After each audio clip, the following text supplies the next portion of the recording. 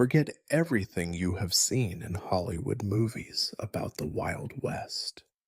You are a gunsmith in a god-forsaken town on the edge of American civilization. All you have is endless routine, other people's pain, the constant threat of violence, and the illusion of control that shatters every night. This is not life. This is a hopeless, sticky nightmare, repeating over and over again. This is the Wild West, where even hope is a crime, and dreams do not last longer than the last candle burning in your shop. But before you get comfortable, make sure to like this video and subscribe to the channel and let me know in the comments which city you are watching from and what time it is there. I'm really curious to see who has joined us. Now get comfortable. We're about to begin. You wake up again for what feels like the thousandth time in the same cramped, mean little room above your gun shop.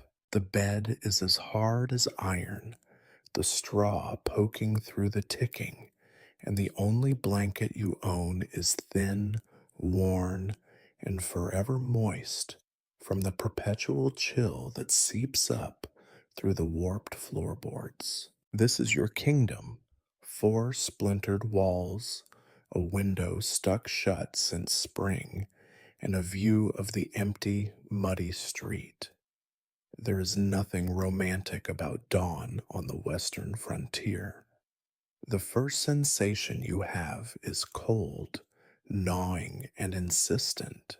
You curl up, trying to protect your feet from the breeze that slips under the door like a thief. The room smells of last night's lamp oil, sweat, mildew, and the faintest trace of gunpowder, because even up here above the store, everything carries the stink of your trade. It is not the kind of place that makes you leap out of bed, eager for another day. If anything, you lie there, letting the chill creep a little further up your spine, wondering if maybe this time you will just stay put until the world gives up and forgets you exist.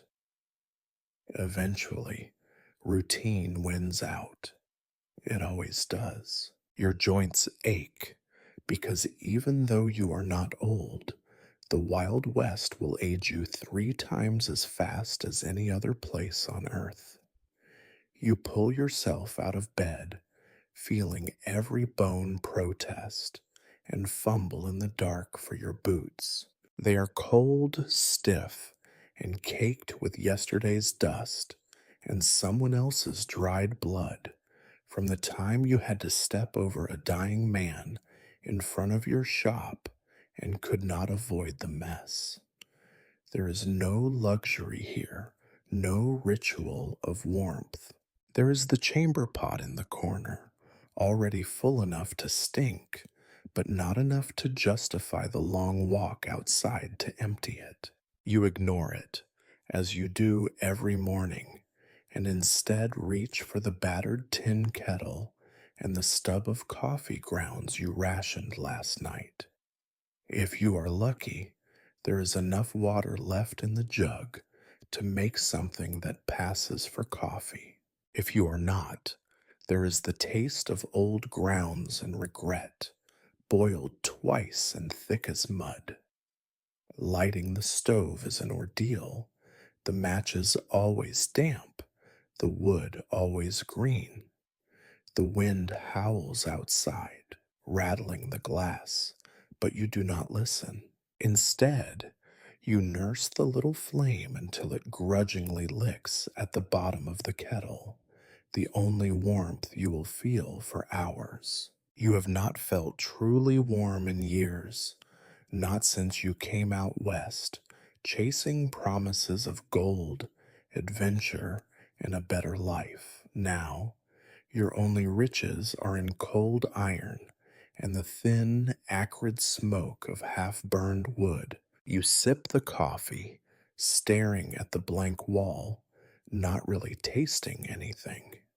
You try not to think about what the day will bring. The truth is, you already know more of the same. You will open your shop, count your bullets, haggle with desperate men and angrier women, listen to rumors of violence, and hope no one decides to rob you or put a bullet through your skull for something as meaningless as a misunderstanding. You have learned to expect nothing.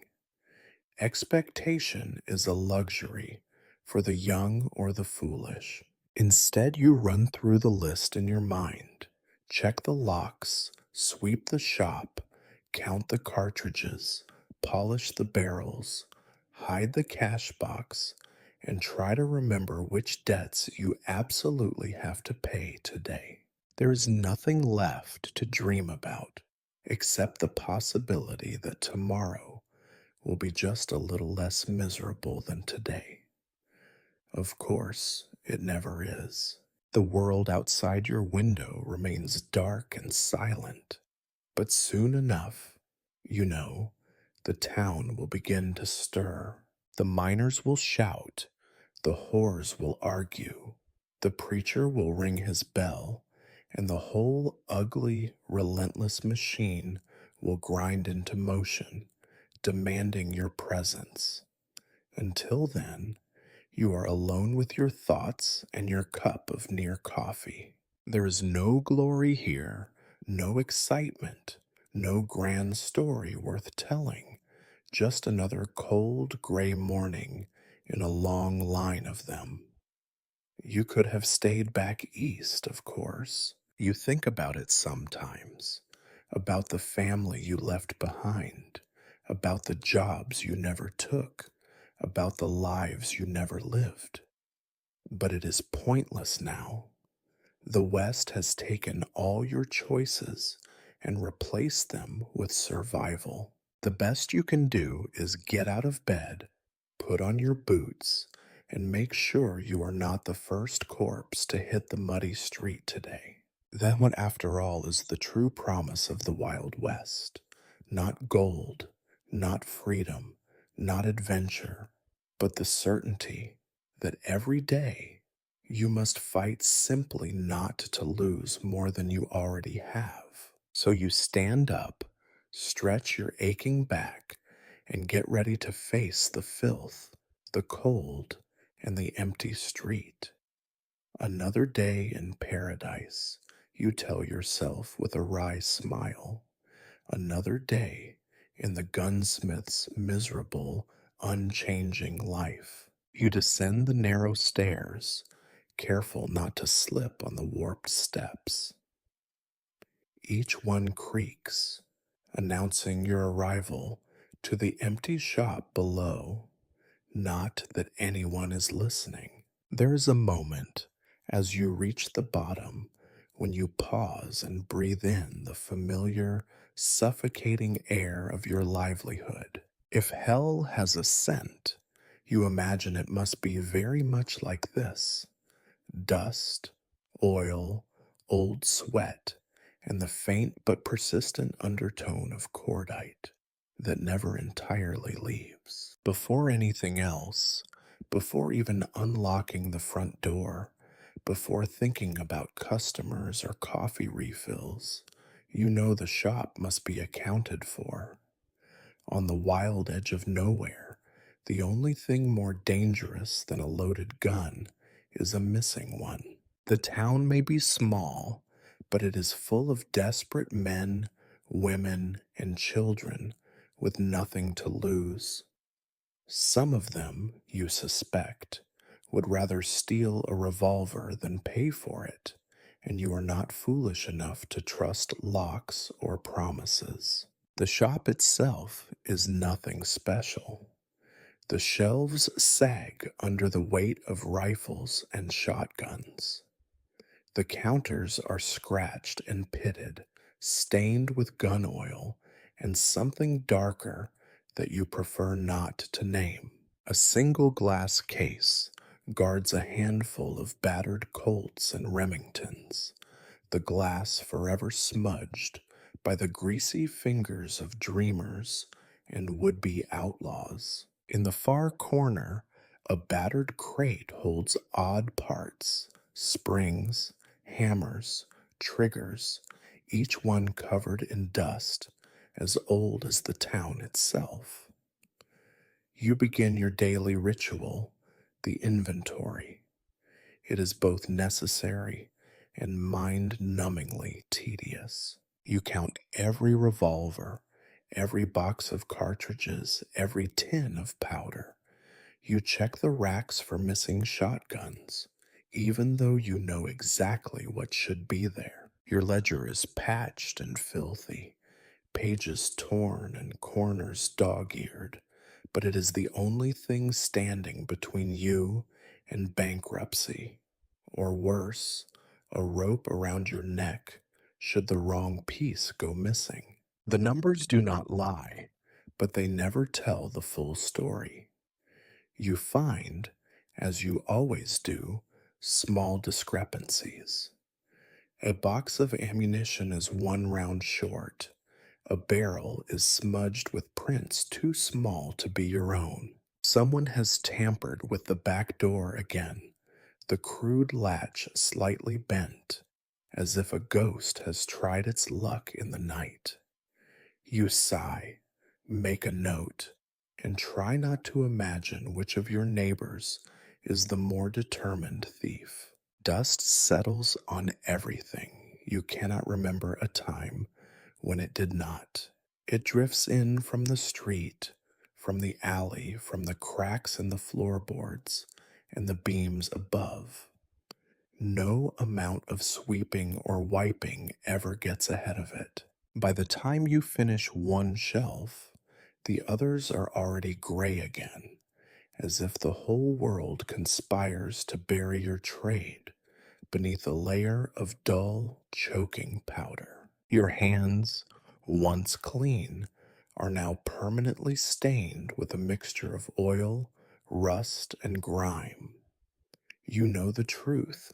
Guns are a dirty business, not just in reputation, but in reality. The barrels clog with soot, the springs jam with grit, and the metal turns black with neglect. Half your day is spent coaxing life back into tools designed to deliver death, as if there is some cosmic joke in the fact that killing requires so much tedious care. You sweep the floor, though you know it is pointless. The broom is worn to a nub. You find the usual detritus, shell casings, a torn handkerchief, a dried up bit of chewing tobacco spat beneath the counter. Once you discovered a tooth. You never did find out who lost it, and you never bothered to ask. You sweep it all into a pile and toss it out the back, where it joins the rest of the town's filth in a muddy heap. Next comes the cleaning. You take down each rifle, each shotgun, each revolver, and wipe them with an oily rag. The motion is automatic, almost comforting. You inspect the actions, check the triggers, peer down the barrels for signs of corrosion. You remember the stories you have heard of men killed because a spring failed, of women widowed because a barrel burst. There is no such thing as too careful, not out here, where a single misfire can mean the difference between living and dying. You do not bother with the window. There is no point. The glass is permanently clouded, scratched with the names of drunks and lovers and the bored children who will someday grow into both. You glance out, seeing only the gray shapes of the street, the empty trough, the crooked sign hanging above your door. It reads, "Guns and Ammunition," though the paint is fading, and sometimes you wonder why you bother repainting it at all. You check the safe, though safe is a generous term for a locked iron box barely bigger than a crate. Inside, you find the cash from yesterday, too little, as always, and a few private commissions, an ivory handled derringer for the town's most successful gambler, a battered double barrel for the undertaker whose business is always steady. You make a note of the numbers, lock the box again, and slide it beneath the floorboard, where you hope no one will find it before you do. By the time you finish, the shop is no cleaner, no safer, no richer than it was an hour before. You are already sweating beneath your shirt, your hands stained and aching. The day has not truly begun, and already you feel behind. You sit on the stool behind the counter, ledger in hand, and let your eyes drift shut for a moment. There is a comfort in routine, even one as miserable as yours. The world outside can change, weather, customers, trouble, but inside the ritual remains. Dust, inventory, disappointment. Soon, you will have to open the door, put on your smile, or what passes for one, and greet the world with all the forced civility you can muster. But not yet. For now you sit in the gloom, surrounded by iron and dust, and try not to think about how little any of it truly matters. This is your life. You are a gunsmith on the western frontier, and no amount of dusting will ever change that.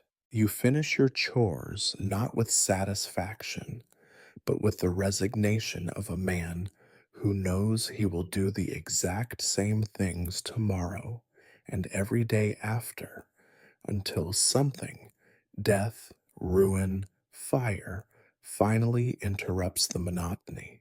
As the pale, anemic light of the early morning seeps through the fogged window, you turn your attention to the next necessity: breakfast. You are not a man of means, and breakfast reflects this fact with brutal honesty.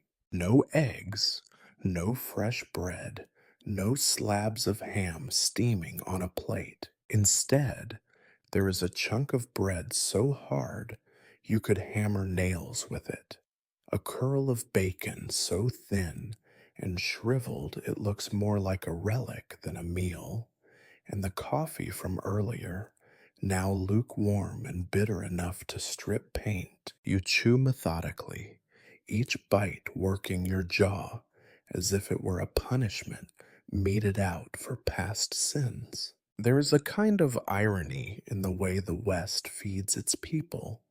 You sell weapons that could buy a man a dozen fine meals, but your own table is as bare as a coffin plank. While you eat, you listen, not to music or the voices of family. There is none of that here, but to the sounds of the town coming awake.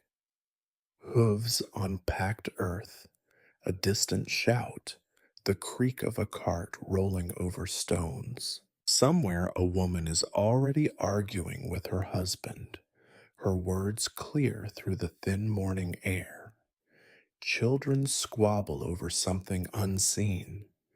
The world outside your walls is a chorus of frustration, all of it settling like a weight on your shoulders. The first customer of the day arrives before you are ready, as they always do. The bell above your door jangles in protest, announcing not just a visitor, but the official start of your workday. You swallow the last bit of dry bread and stand, tucking your shirt into your trousers and wiping your mouth with the back of your hand. Appearances matter, even here, especially here, where respect is measured in how few weaknesses you show. Your first visitor is not a bandit, nor a gunslinger, nor a dangerous man at all. He is a farmer, old before his time, boots caked in mud, hat pulled low. His clothes are patched, hands rough and cracked from years of coaxing a living from ground that would rather stay barren. He smells of manure and hard work, and he avoids your eyes, glancing instead at the rows of rifles and the battered glass case. He is here for ammunition. He always is. You know his story without asking. Coyotes in the henhouse, wolves by the creek, sometimes even rustlers picking off a cow or two. He cannot afford much, so he haggles, counting out coins, apologizing for his poverty, never quite meeting your gaze. You find yourself strangely patient with him, perhaps because he is not a threat, perhaps because you see in him a reflection of your own slow decline. He asks for 10 cartridges. You tell him the price. He winces, and you both know the dance. He tries to trade you a chicken, some eggs, a battered pocket knife. You decline. There is only so much bartering you can accept before your own bills go unpaid. In the end, he pays in coins, each one earned the hard way, each one slipping through your fingers as fast as you can collect it. He thanks you quietly, almost ashamed, and you watch him shuffle out the door, shoulders hunched against a wind that never really dies down. The shop is quiet again. You sit, tracing a crack in the counter with a finger, and wonder if today will be any different from yesterday. It will not be. The West does not believe in surprises, only in repetition, disappointment, and the slow erosion of hope. More customers arrive, and with them comes the usual fatigue, both physical and spiritual. You are tired. Not just tired in the way of a man who needs sleep, but tired in the way of a man who knows the world is set against him and will remain so, no matter how many hours he works or how careful he is. Each transaction is a negotiation not just of price, but of pride, suspicion, and fear. Every man who walks through your door is a potential threat. Every woman, a potential witness.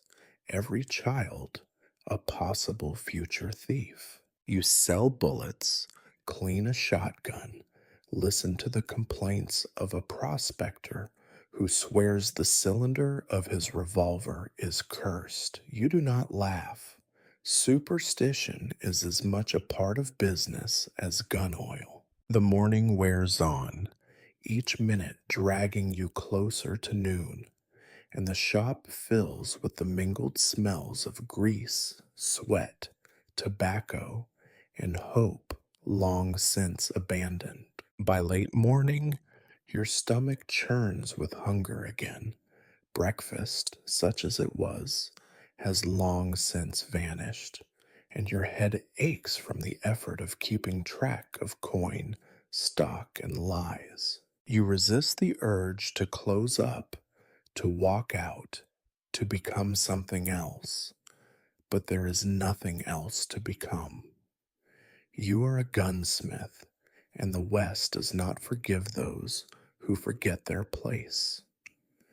You stare out the window as another customer approaches. The sky is heavy with gray clouds, the kind that promise rain but never deliver more than a miserable drizzle. You steel yourself, put on your tired merchant's mask, and reach for the battered ledger. Another sale, another small act of survival in a world that takes more than it gives, day after day, year after year. This is your morning, not a sunrise worth painting, not a story for the campfire, but a slow, grinding procession of hunger, fatigue, and bargaining, as endless as the dust that settles on your shelves. It is not the life you wanted, but it is the only one the West will give you. You could say the worst part of your trade is the fear, not the honest, straightforward fear of being shot, though there is plenty of that.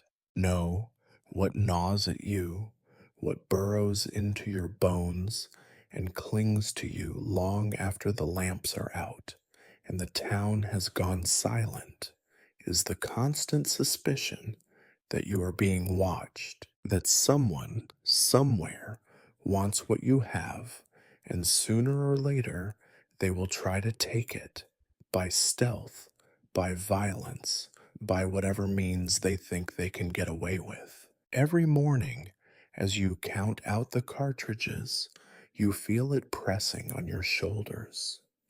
The anxiety, the unshakable sense that nothing is safe, nothing is ever really yours. Bullets are a kind of currency out here, sometimes more valuable than coin, and just as likely to vanish when you turn your back. You run your thumb along the rows of polished brass casings, each one a silent promise of violence, and you wonder which will go missing next. The safe is a joke, and you know it. An old iron box with a rusty lock, bolted to a floorboard, you can pry up with a crowbar if you are so inclined. There is nothing else to be had in this part of the world. Back east, maybe, a man can buy something better, but out here, everything is second hand, patched, and unreliable. Every night you count your remaining cartridges, 20, 30, maybe 40 on a good week. Every morning you count again, and every so often you come up one short. Sometimes it is just your memory playing tricks. Other times you are not so sure. You have tried every method you can think of. You lock the shop at night, wedge a chair under the back door, jam broken glass into the window frame so that any hand reaching through will bleed for the trouble. You have even set traps once or twice. Nothing lethal, just enough to teach a lesson. It has not worked. The thieves are clever, or desperate, or both, and desperation will always find a way where caution cannot. Some mornings, you find footprints in the alley behind your shop, smaller than your own, but fresh enough to set your teeth on edge. Once, you found a child's handprint pressed into the dust by the door, the smudge of sticky candy clinging to the wood.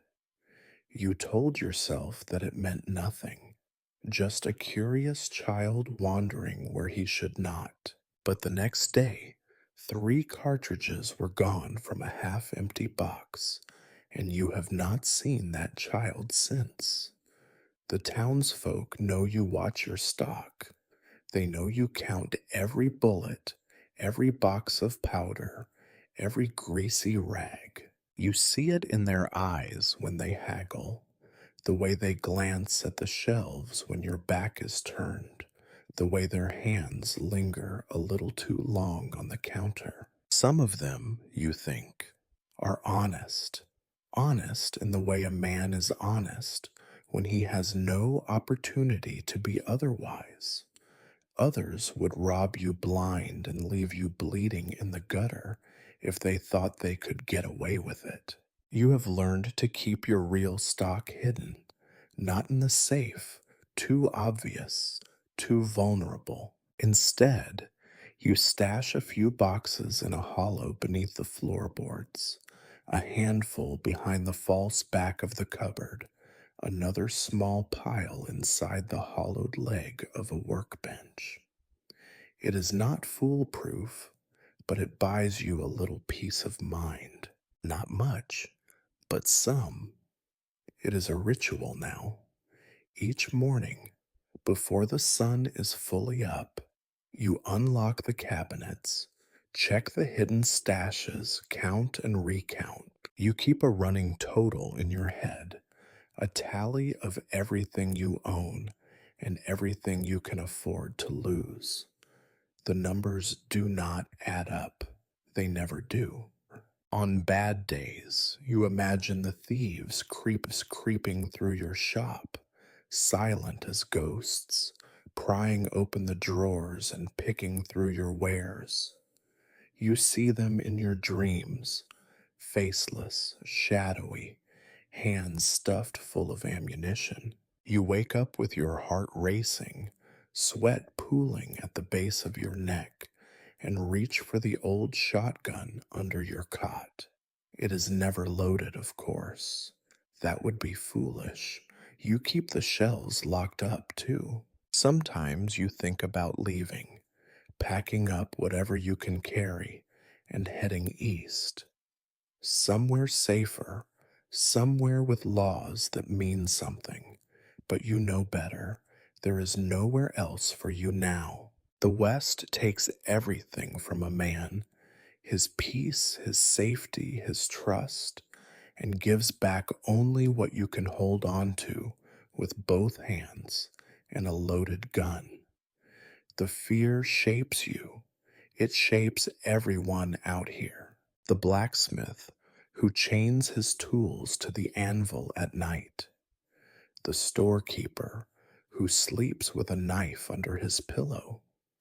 Even the preacher who locks the church doors after sunset and keeps a pistol in his desk just in case. Out here, suspicion is a form of wisdom, and trust is a kind of madness. There is a kind of grim amusement in it all. You, the gunsmith, the man everyone comes to when they need to arm themselves against the darkness, living in greater fear than any of your customers. You sell safety or the illusion of it, one cartridge at a time, knowing full well that there is no such thing. Every sale is a gamble. Will this bullet be used to defend a home or to rob you later? Will this rifle find its way into honest hands, or will it return pointed at your own head? You try not to dwell on it, but it is always there, lurking in the corners of your mind, as persistent as the dust on your shelves. You check the locks again and again and again. You sweep the floor, glancing over your shoulder. You close the cash box with trembling fingers and tell yourself you are being cautious, not paranoid. But you know the truth. Out here, there is no difference. So you keep the cartridges under lock and hope for one more day that your precautions will be enough. They never really are, but hope is hard to kill, even here. It does not take long for your small shop to fill with trouble. Some places on the frontier, you are told, wake slowly, their people content to ease into another hard day. Your town is not like that. By late morning, your store is a crossroads, a haven for the desperate, the angry, and the restless. Here, guns are not luxuries, but necessities, and tempers are as sharp as the knives everyone carries, often in plain sight. You do not get a chance to rest after your morning chores. The bell over your door becomes an irritant, a constant clang that marks each new arrival with all the subtlety of a gunshot. You barely have time to rub the weariness from your eyes before the first real conflict of the day arrives, swaddled in the awkward civility of people who would rather be anywhere else. First, it is two widows, both of them with faces hard as the dry earth and voices sharpened by too many arguments. They come together, but not as friends. Each is here to purchase a single shot pistol, and each believes she has more claim to a particular model. They bicker with the practiced rhythm of enemies who have rehearsed every insult and grievance for years. You attempt to mediate, explaining the relative merits of each weapon as if the difference matters. It does not. They do not want pistols, not really. They want victory, even if it is measured in steel and gunpowder. You realize, with a sigh, that you are not so much a gunsmith as a referee. You know how this will go. After much hissing and spitting, the widows will settle for whatever costs less and leaves the other slightly unhappier. Money will change hands grudgingly, and you will wonder if it was worth the headache. You are certain you will see them both again, neither satisfied, each a little poorer, but richer in new grievances. No sooner have the widows departed than your peace is shattered by the next group, a knot of cowboys, dust caked and loud, all spurs and swagger. They clatter into your shop as if they own the place, and you know at once that trouble will follow them like a shadow. One, a young man with a voice like gravel and a temper twice as rough, makes it his business to challenge your prices, your merchandise, and eventually your patience. He grabs a rifle, eyes the sight, and declares it useless, as if daring you to contradict him. His friends laugh, slap each other on the back, and begin a running commentary about the quality of your wares, the state of your shop, and, in a moment of particular creativity, the questionable virtue of your mother. You have heard it all before, and it wears you down more than any physical labor. You do not argue, you do not rise to the bait. You have learned that the best way to survive is to remain impassive, offering just enough courtesy to avoid offense, just enough firmness to discourage outright theft. You endure the insults, the endless parade of demands. Show me another. This trigger's too light. How much for the lot? Until, bored with their own sport, they make a show of buying a handful of cartridges and leave a mess behind. Mud on the floor, smudges on the glass, and the lingering stink of cheap whiskey and fear. The next to arrive is the town doctor, a man whose patience is worn thinner than your own. He wants something small, easily concealed, a pistol he can carry on late night calls, just in case the patient turns out to be less grateful than expected. He haggles out of habit, muttering about bills unpaid and the endless parade of wounds your merchandise has made possible. You sell him a snub-nosed revolver, knowing he will probably never fire it. Or perhaps he already has. Out here, the line between healer and executioner is thinner than the edge of a razor. Conflict is the heartbeat of your business.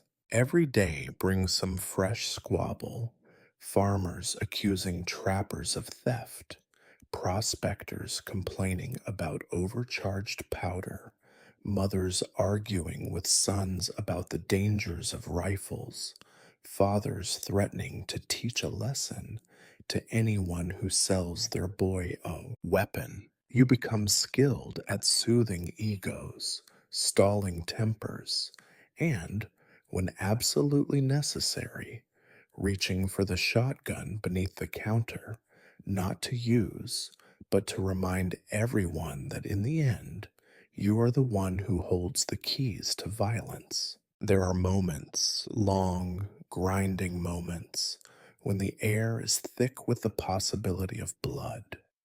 Words escalate, voices rise, hands drift toward holsters. You watch, heart hammering, as old rivalries threaten to spill into violence right there among your shelves. But most days, the moment passes. No one wants to be the first to draw, not with so many witnesses, and not with you watching, shotgun in hand, ready to tip the balance toward ruin.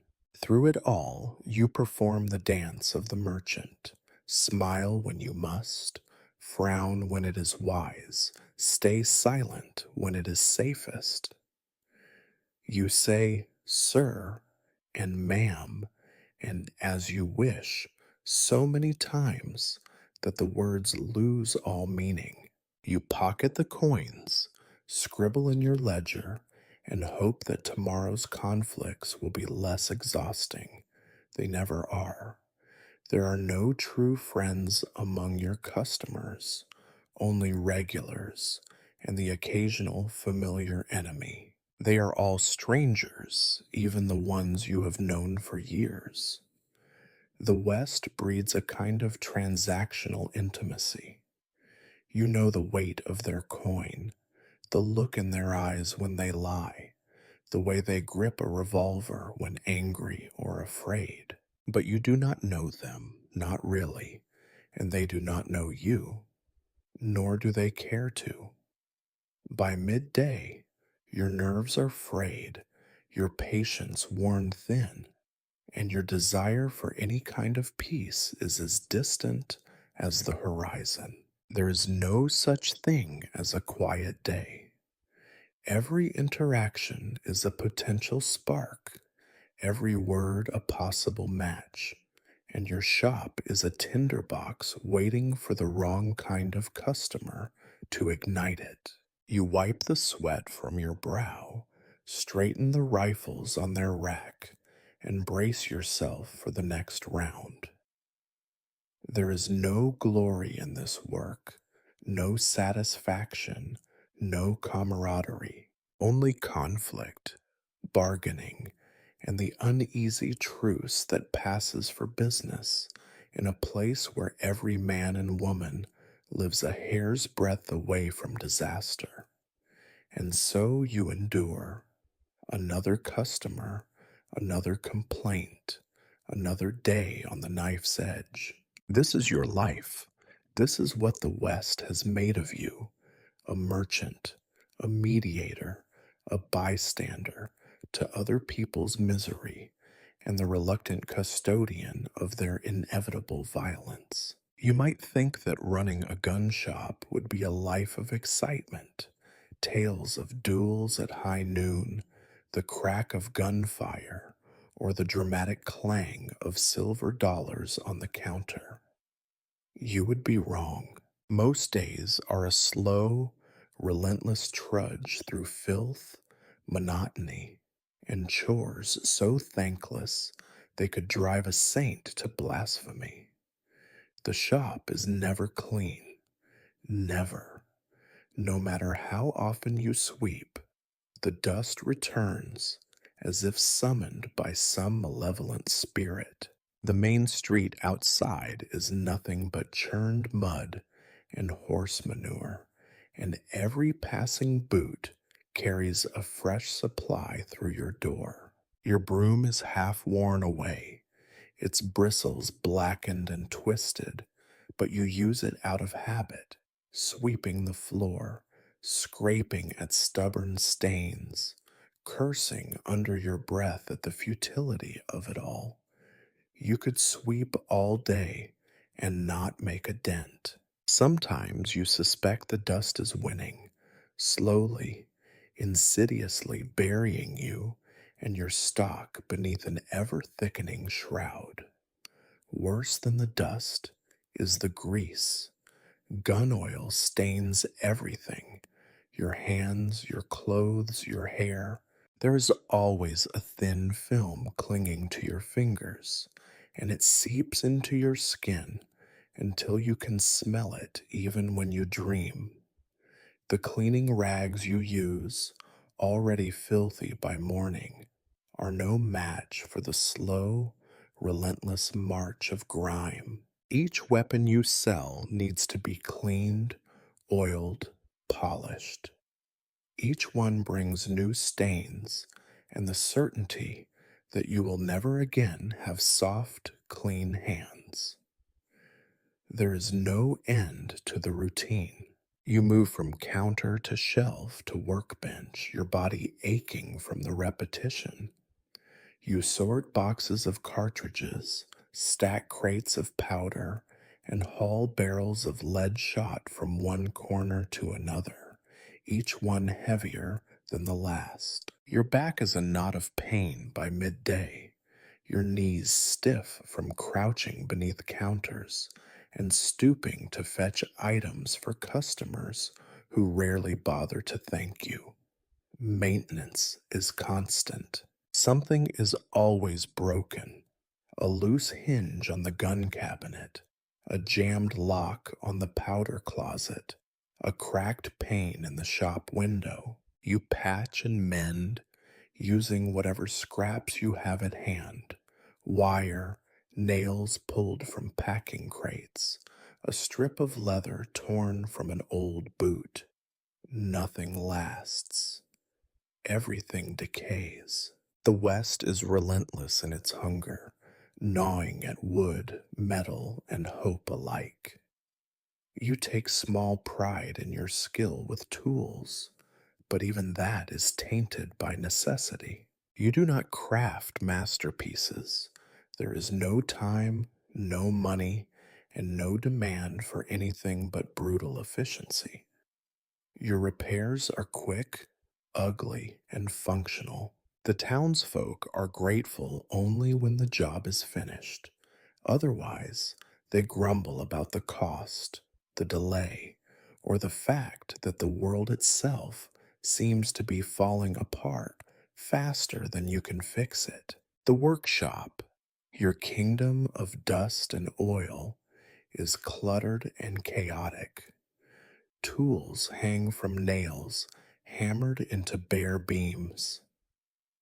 Springs, screws, and firing pins jostle for space in battered tin boxes, each one labeled in a scrawl you can barely read. A stray cat has taken up residence beneath your workbench, living off the mice that gnaw at your boxes and chew holes in your precious supplies of rags. You have given up trying to chase it away. Like you, it is simply trying to survive. Lunch, if it happens at all, is much like breakfast: a few crusts of bread, a scrap of cheese, a swallow of brackish water from a dented canteen. You eat standing up, hands still blackened with oil, eyes never straying far from the door. The world outside is never quiet for long. There is always a new sound: the clatter of a wagon, the shout of a child, the bark of a dog, the distant report of a rifle shot echoing through the hills. You are not above the occasional shortcut. There are days when the shop is empty, the work endless, and the temptation to cut corners strong. You might skip polishing a rifle if the buyer is drunk, or overlook a misaligned sight if the customer is a known troublemaker. You tell yourself it is survival. No one else cares, so why should you? But at night, when you finally sit down, The guilt gnaws at you as surely as the mice gnaw at your rags. Your body pays the price for all this labor. By sundown, your arms ache, your hands are cracked and raw, and your legs tremble from hours of standing. You can feel the grit under your fingernails, in the creases of your skin, in the folds of your clothing. You catch your reflection in a cracked mirror and barely recognize the person staring back. Eyes bloodshot, face lined with dirt and fatigue, mouth set in a permanent scowl. Sometimes, in a fit of dark humor, you imagine yourself a great craftsman, an artist, shaping destiny from iron and lead. But the truth is much uglier. You are not forging legends. You are fighting a losing battle against decay, filth, and the boredom that seeps into every corner of your soul. When the sun finally slips behind the distant hills, you look around your shop. The floor is still dirty, the counters still stained, and the air is thick with the scent of sweat and oil.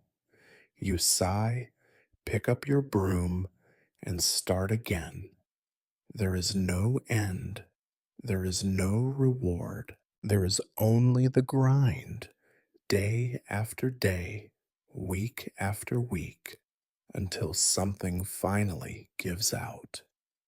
You do not know what that something will be, but as you sweep, your hands aching and your head heavy, you suspect it will probably be you.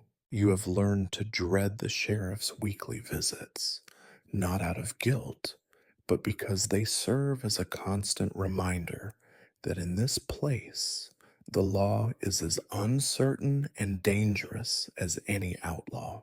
The day he comes is never fixed. He likes to keep you guessing.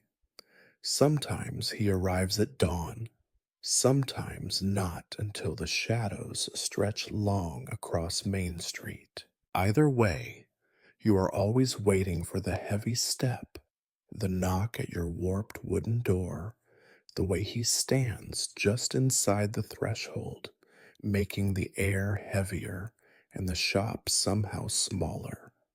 He never hurries. There is an art to his movements, slow and deliberate, as if each step and gesture is meant to remind you who holds the real power in this town. He looks around your shop, not with curiosity, but with a practiced suspicion, eyes lingering a fraction too long on the locked cabinets, the rows of rifles, the ledger on the counter. You know the routine by heart, but you also know better than to treat it with anything but the utmost seriousness. Morning, he says, though it could be evening for all the warmth in his voice. His badge is always polished, but his coat is threadbare, stained at the cuffs with the same mud and dust that covers everyone else. He is not a large man, but something in his bearing makes him seem taller, broader, more dangerous than the drunks and cowhands who wander in on other days. You nod, careful not to smile too broadly or seem too distant. The sheriff does not trust laughter, and he despises secrets. He begins the inspection without waiting for an invitation, moving slowly past your counters, opening cases, lifting rifles, sighting down their barrels with the cold detachment of a man who knows exactly what damage each one could do. Every week, he asks for your sales records. You hand over your ledger, a battered book filled with cramped handwriting and stains from coffee, blood, and things best left unmentioned. He flips through it with calloused fingers, pausing at names that make his lip curl. You never know which ones will interest him most. The known troublemakers, the recent widows, the out of towners passing through. He asks questions, but they are rarely about numbers. So, he says, how many new faces this week? You shrug, list a few. Some you remember clearly. A miner missing half his teeth, a traveling preacher who wanted nothing but buckshot, a young woman with eyes like flint, and a voice that would not take no for an answer. Some you invent, padding your answers with vagueness, never quite lying, but never giving him enough to hang you with either. He leans closer. You know, people are saying someone's been selling to the wrong kind of folks: outlaws, drifters, bandits. He does not accuse you outright, but the words hang in the air like a noose. You know how quickly rumors can kill a business or a man. You protest your innocence, of course, but he is not listening. He is watching your face, your hands, the twitch in your jaw you can never quite control. The worst part is that the sheriff is not wrong. The line between customer and criminal here is thin, nearly invisible. You cannot afford to ask too many questions. A man's money spends the same, whether he is an honest settler or a highwayman. Most times, you have no way of knowing which is which until you read their names in a wanted notice, and by then it is too late. If you refuse to sell, they might take offense. If you sell, you risk the sheriff's suspicion. Sometimes he tries to trap you, asking if you have seen this or that person, if you have heard talk of trouble brewing. He wants you to be his eyes and ears, his informant, but you know that road leads only to ruin. People here do not forgive snitches. You tread carefully, giving just enough to satisfy him, never enough to mark yourself as a traitor to your neighbors. As the inspection drags on, though, the tension builds. There is no trust between you, only necessity. The sheriff needs you for his cut of the sales, for the promise that weapons are not falling too freely into the wrong hands. You need him to keep the peace, such as it is, and to ensure that your shop is not burned to the ground the next time tempers flare after too much whiskey. Every now and then, he lingers over a particular entry in the ledger, a name you recognize, a sum too large for comfort. He looks up, eyes narrowed. You sure this one bought just the one rifle? You nod, certain, but he is not convinced. He never is. The two of you stand there, the silence stretching until it threatens to break something vital. Finally, he snaps the ledger shut and slides it back across the counter. I'll be back next week, he says, as if it were a threat. Perhaps it is. He leaves as he came, slow and heavy, boots leaving prints in the dust you have just swept. Only when the door closes do you allow yourself to breathe.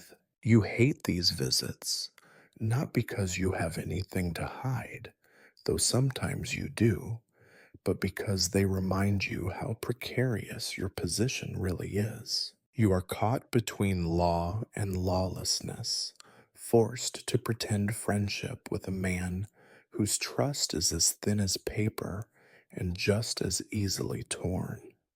He is not your friend, not even your ally. He is simply another problem to be managed, another part of the machinery that grinds you down day after day. After he leaves, you go through your inventory again, as if somehow his presence might have made things disappear. You check the locks, the safe, the hidden stash under the floorboards. You count every cartridge, every revolver, every dollar in the cash box. It is all there for now, but you know it will not last. Nothing does out here. You pour yourself a drink, just enough to take the edge off, and stare at the smudged glass of your window.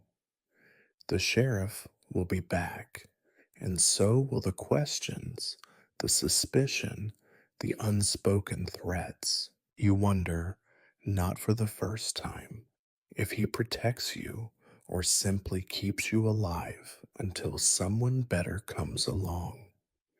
The sun dips lower, shadows lengthen, and the world grows colder. You return to your work, to the endless cycle of cleaning, counting, and waiting, knowing that no lock is truly safe, no friendship truly secure, and no man immune to suspicion. In the end, all you can do is survive until the next visit and hope the law does not change its mind about you before then. If there is anything more uncertain than a customer's loyalty, it is the supply line that feeds your trade. Out here, so far from any real city, every bullet, every ounce of powder, every battered rifle is a minor miracle of logistics. Most days, it feels less like running a business and more like gambling, staking your future on the faint hope that somewhere, someone is honest enough and lucky enough to deliver your order intact. When you first set up shop, you believed in promises. You listened to men from the freight companies and supply outfits. Let them fill your head with talk of regular shipments, reliable wagons, trusted drivers. You even believed the catalogs, their neat lists of goods, and their bold printed guarantees. That was a long time ago. Now you know the truth. There is nothing regular, nothing reliable, and certainly nothing trustworthy about the supply chain that stretches thin and trembling across this God-forsaken country. You place your orders as carefully as a poker player making his final bet. Sometimes weeks pass in silence. Other times, a wagon appears out of the blue, the driver looking half starved and eager to be rid of your crates. You have lost track of how many times your shipments have been delayed, the word everyone uses to mean robbed, lost, or simply abandoned when the road became too rough or too dangerous. Robbery is not a possibility here. It is a certainty.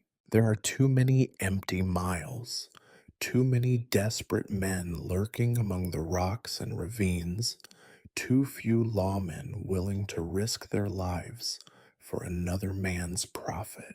You have heard stories of entire supply trains vanishing, of drivers who set out with 4 mules and return on foot, their hands empty and their faces drawn. Sometimes you wonder if the bandits and the freight men are in league, splitting the proceeds in some dusty saloon far from prying eyes. You do not ask too many questions.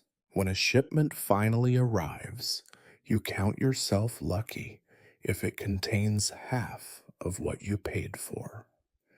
Powder in barrels that leak, lead shot rattling loose in torn sacks, rifles with stocks chipped or barrels bent by careless hands. The manifest always lists more than what you receive. You complain, but the answers are always the same: bad roads, Indians, weather, nothing to be done.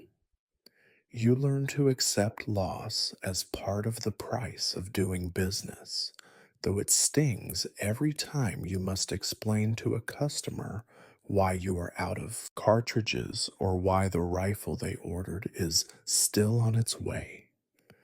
When the shortages become desperate, there is only one solution: you must go yourself. The thought fills you with a cold dread that settles in your bones days before the journey begins. You pack your bags with the grim care of a condemned man, check and double check the locks on your shop, hand the spare key to a neighbor you trust only slightly more than a stranger. You arm yourself, of course you do, but you know in your heart that a single gun is little protection against the kind of trouble that waits along the roads. The trip is a trial. The wagon is rickety, the horses stubborn, the roads little more than scars on the land. Each mile brings new dangers: a wheel that threatens to break, a bridge that looks ready to collapse, the ever present risk of an ambush. You keep one eye on the horizon, the other on the road behind. Every sound is suspicious: a rustle in the bushes, the distant crack of a rifle, the sudden, uneasy silence that means eyes are watching you from somewhere just out of sight. At night, you make camp with a fire as small as you dare. You eat cold beans from a tin and stare into the darkness, your shotgun never more than an arm's reach away. Sleep is a luxury you cannot afford. You wake at every noise, every gust of wind, every scrape of a hoof on the rocky ground. Sometimes you do not sleep at all.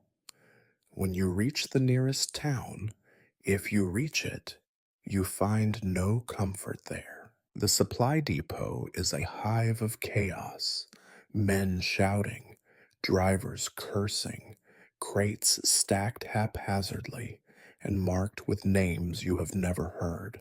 You fight your way through the confusion, present your claim, and wait as some bored clerk rifles through battered ledgers and shrugs at your questions. Maybe next week, he tells you, or maybe never.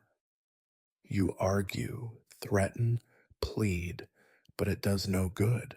Your place in the pecking order is determined not by need or even by gold, but by luck, timing, and how many favors you can call in.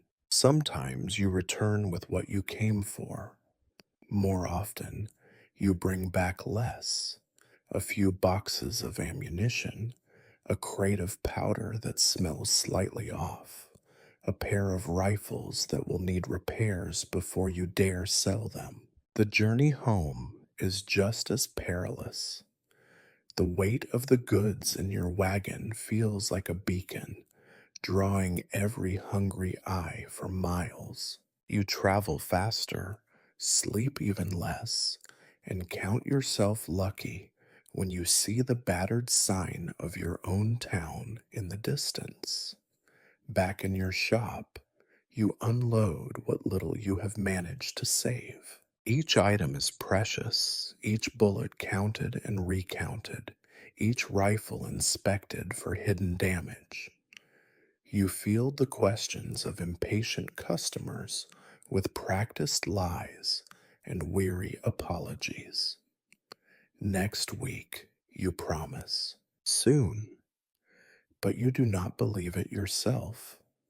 You are haunted by the knowledge that every shipment is a gamble, every order a leap of faith over a chasm filled with thieves, bad luck, and simple human incompetence. Your shelves are never as full as you would like, your nerves never as steady as you pretend.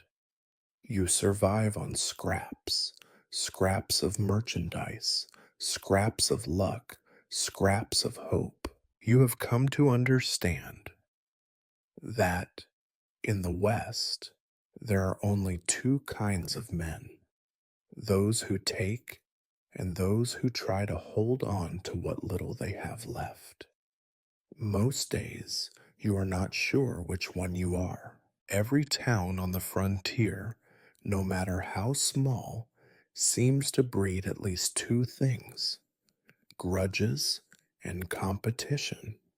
You thought when you first set up shop that your skills and your patience would make you indispensable.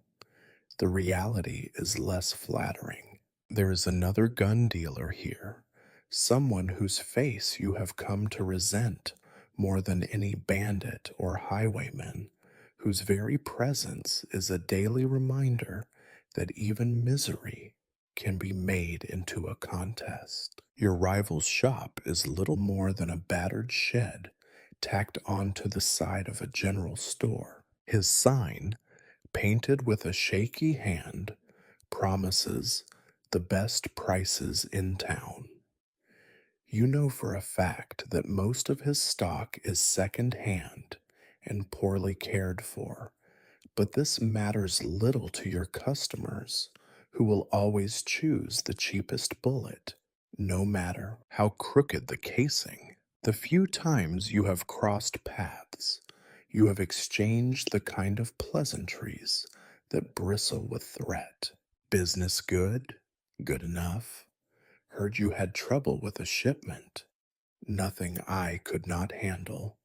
The words are meaningless, the hostility simmering just below the surface. Competition in a place like this is not about clever advertising or friendly rivalry. It is a slow war of attrition, fought in rumors and side glances and the way a customer's eyes dart between your prices and his, in the way people linger outside your door before slinking off to his. He undercuts you whenever he can, dropping his prices by a coin or two, just enough to draw away the most desperate. You cannot match him without starving, and so the fight is fought in 100 small ways, each of you looking for a weakness, a slip, a moment of bad luck. Sabotage is common enough that you have almost grown used to it. A window left open lets in more than the night air. Once, you found the front step of your shop smeared with something foul, just enough to drive away the more delicate customers. Other times, you notice your best pieces knocked from their racks, scuffed or scratched, as if by accident. You cannot prove it is him, but you know the truth. He knows it too, and the unspoken truce between you grows thinner with every incident. You retaliate as you must. A word here, a suggestion there, a hint that his last shipment of powder was not quite right, or that the revolvers on his shelf have a tendency to misfire. The townsfolk are hungry for gossip. They will believe in anything that gives them an excuse to complain. You watch, almost satisfied, as a customer returns to his shop, angry about a broken firing pin or a jammed action. Of course, sometimes it is your merchandise that fails, and the blame comes back to you in equal measure. You learn to live with the constant, low grade anxiety of being watched, judged, and undermined. Every sale feels like a battle, every regular customer a prize to be defended. You smile at people you do not trust, shake hands with those you would rather see leave town, and count your losses at the end of each day with the resignation of a gambler who knows the house always wins. Petty acts of sabotage are not limited to your rival. Sometimes townsfolk with old grudges will forget pipette to pay for their powder, or spread rumors that your wares are cursed, your shop unlucky. You cannot fight every slight. You cannot answer every accusation. Instead, you build up a kind of armor, a numbness to the barbs and the slights, an ability to shrug off insult after insult as long as the coins keep coming. On rare occasions, the tension breaks into open hostility. There are words in the street, voices raised, threats delivered in public so there can be no misunderstanding. Once, your rival sent a boy to break your window. Another time, you found one of your rifles missing, only to see it displayed in his shop a week later, the serial number scratched away. The sheriff investigates, of course, but only far enough to show that he is watching. Justice here is a matter of convenience, and both you and your rival know that the law's true loyalty is to whoever pays on time. There are moments when you consider giving up, packing your tools and your ledgers, leaving the whole miserable contest behind. But pride keeps you rooted. If you quit, your rival wins, and you cannot bear the thought of him gloating over your empty storefront. You stay, you fight, you endure. The rivalry is not just about business anymore, it is about survival, identity, the small, bitter victories that make each new day slightly less unbearable. Some nights, after closing up, you sit by the window and watch the lamplight flicker in your competitor's shop across the street. You wonder if he feels the same exhaustion, the same grinding sense of futility. Maybe he does. Maybe he curses your name as bitterly as you curse his. Or maybe he is simply waiting for you to falter, to make that one mistake that will finish you off for good. In the end, you know there will be no victor, only two men growing older, meaner, and poorer as the world forgets them both. But for now, you lock your doors, check your shelves, and prepare for another day of pointless, endless struggle. That is the real business of the frontier. Not guns, not gold, not glory, but the constant, grinding effort of holding your place for one more day. You might imagine that the greatest threat to a gun dealer is his competition, but you would be wrong. Rivalry is a slow poison, easy to swallow, bitter to taste, but rarely deadly in the moment. True danger walks through your door every day, sometimes smiling, sometimes silent, always carrying the possibility of death with every step. On the frontier, everyone is a suspect, and every handshake could end in a bullet. Your customers do not wear masks or announce their intentions. They are not so considerate. Instead, they arrive disguised as ordinary men and women, laborers with calloused hands, cowboys stinking of sweat and whiskey, widows clutching coin purses, gamblers in fine vests. Sometimes they look you in the eye. Sometimes they cannot. You learn quickly to trust neither. It is not the newcomers that worry you most. They might be desperate, dangerous, unpredictable, but at least their faces are unfamiliar. It is the regulars, the men who have stood at your counter for years, whose voices you can recognize through a wall, whose grudges have festered with each season. You have seen them sober and drunk, triumphant and broken, in love and in mourning.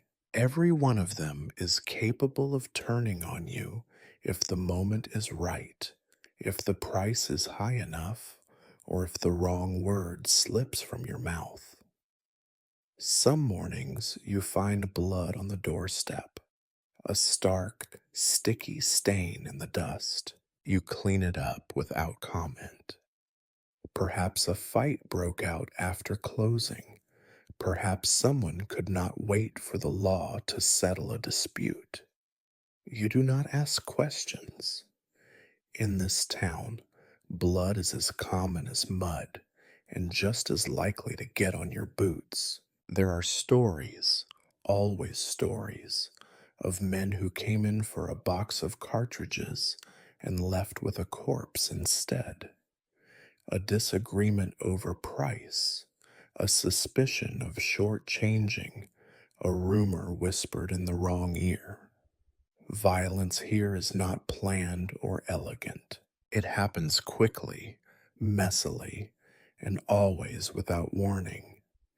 You have seen pistols drawn for less than the price of a meal, rifles cocked for an insult that would barely register back east. Out here, respect is measured in ounces of lead and feet per second. You do not keep a gun on your hip, at least not where it is visible.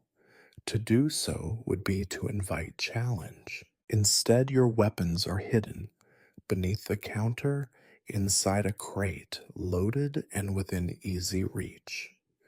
You have practiced in secret how quickly you can draw and fire. It is not a skill you are proud of, but it is necessary. The stories are not exaggerated. Shopkeepers who hesitate end up as corpses, their stock picked clean before the sheriff can even string up a closed sign. Occasionally, bandits come not as lone wolves, but as packs. There are days when a group of strangers, faces hard, eyes cold, will enter together, scatter through your shop, and test your patience as they browse. You watch their hands, listen to their laughter, notice how they never quite look away from the door. Every muscle in your body tenses, and you pray that today is not the day they decide your life is worth less than what is in your safe. You have seen it happen to others. The general store, 2 doors down, was robbed in broad daylight. The owner, an old man with more debts than years left, tried to reason with them. They shot him anyway, took the cash box, and vanished into the hills before the alarm could even be raised. The town buried him with barely a word, his shop ransacked and shuttered, a lesson to all who remain. There is no insurance, no rescue. The law will come eventually, but rarely in time to do any good. The sheriff is only one man, and his loyalties are divided. Most of the time, justice is just a story people tell themselves to sleep at night. Sometimes you recognize the weapons you sold. A particular revolver with a notched grip, a rifle marked with the initials of a customer you thought harmless. You watch as these guns pass from hand to hand, as they return to your counter days or weeks later, offered for trade by men you have never seen. Each weapon carries a silent history. How many deaths, how many betrayals, how many desperate acts of survival. You never ask questions. You do not want to know the answers. The threat is not always open. It lingers in every transaction, a thin layer of danger that coats every coin you count, every handshake you force. The smallest slight can erupt into violence. A glance held a moment too long, a word said in jest that is mistaken for insult, a refusal to extend credit to a man who believes himself owed. You have learned to measure your words, to keep your face blank, to never show anger, never show fear. Out here, both are invitations to disaster. And so you live on the edge, each day balanced between routine and catastrophe. You keep the shotgun loaded, the cash box hidden, and your eyes open. You trust no one, not even yourself. Sometimes you dream of safety, of a world where you can sell your wares without the constant threat of death. But you know such dreams are for fools and children. On the frontier, everyone is a potential killer, and the only certainty is that someday, if you are not careful, you will join the blood and the dust outside your own door. You sweep the threshold, check the locks, and count your cartridges. It is another day. Danger is a fact of life here, as common and as persistent as the dust. Evening is the worst time to be a merchant of death. By now, the sun is slanting low, turning the muddy street outside your shop to a river of black shadows and false gold. The town, which never had much hope to begin with, seems to sag even further under the weight of a day's disappointments. This is the hour when everything feels most frayed, when tempers are shortest and patience is gone, when everyone, yourself included, is looking for a way to forget. You should close early, you tell yourself every day. Just bolt the door and sit in the darkness until the world finally leaves you alone. But business, such as it is, cannot afford pride or safety. There are still customers to serve, and most of them come looking for something more than just bullets. The shop is half general store, half apothecary, and, when the hour is late and the law is elsewhere, half saloon. Behind the counter, hidden behind tins of gun oil and a rack of battered revolvers, sits a small crate of cheap whiskey, cloudy and harsh, distilled by men whose names you do not care to know. You do not advertise it, but everyone knows it is there. It is a necessary evil. The miners, the cowboys, the drifters, they all want something to dull the ache that sits in their bones. They want to believe, for an hour, that the world is less cruel than it really is. You sell to them not out of charity, but out of understanding. The whiskey, like your guns, is a kind of promise, a few moments of warmth, a little armor against the night, and the illusion that tomorrow might be kinder. Of course, alcohol and firearms are a marriage made in hell. The combination is as old as the West itself and just as deadly. The men who stumble through your door at dusk are louder, meaner, more unpredictable than the ones you see by daylight.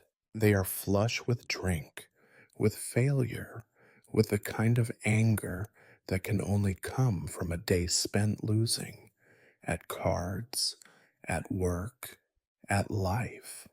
Some have money, most do not. All have demands.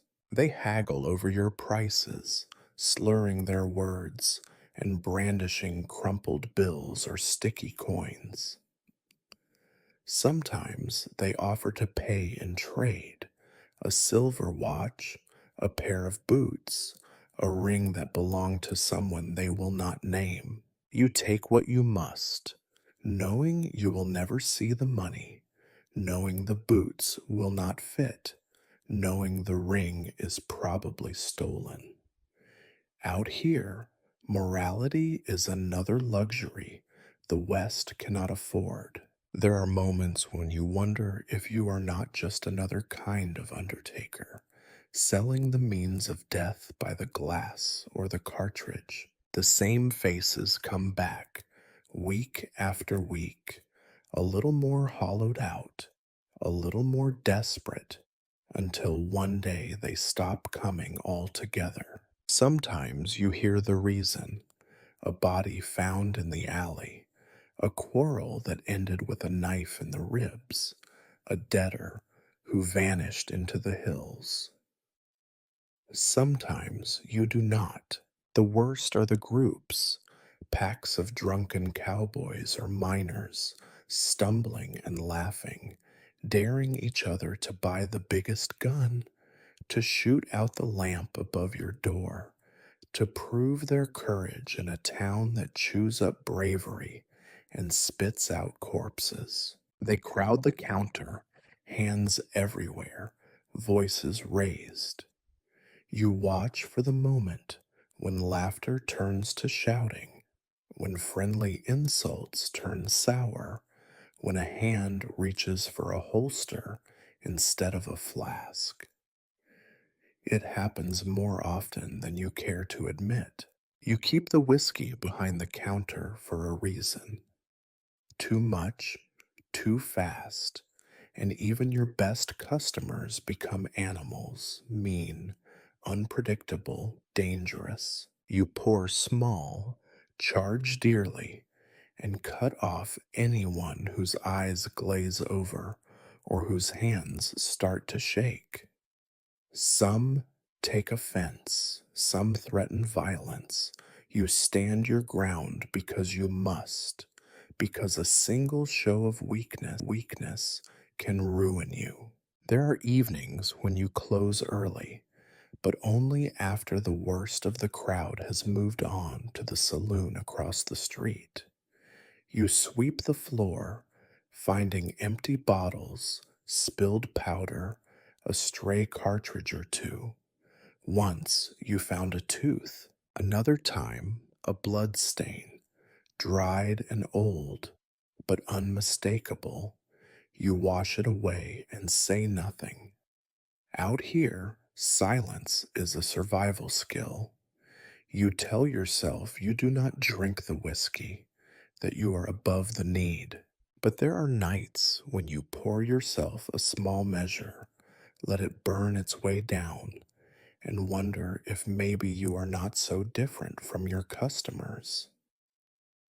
After all, you too are looking for a way to forget, if only for a little while. By the time you bolt the door, the street outside is loud with shouts and laughter, music from a battered piano, the distant crack of gunfire.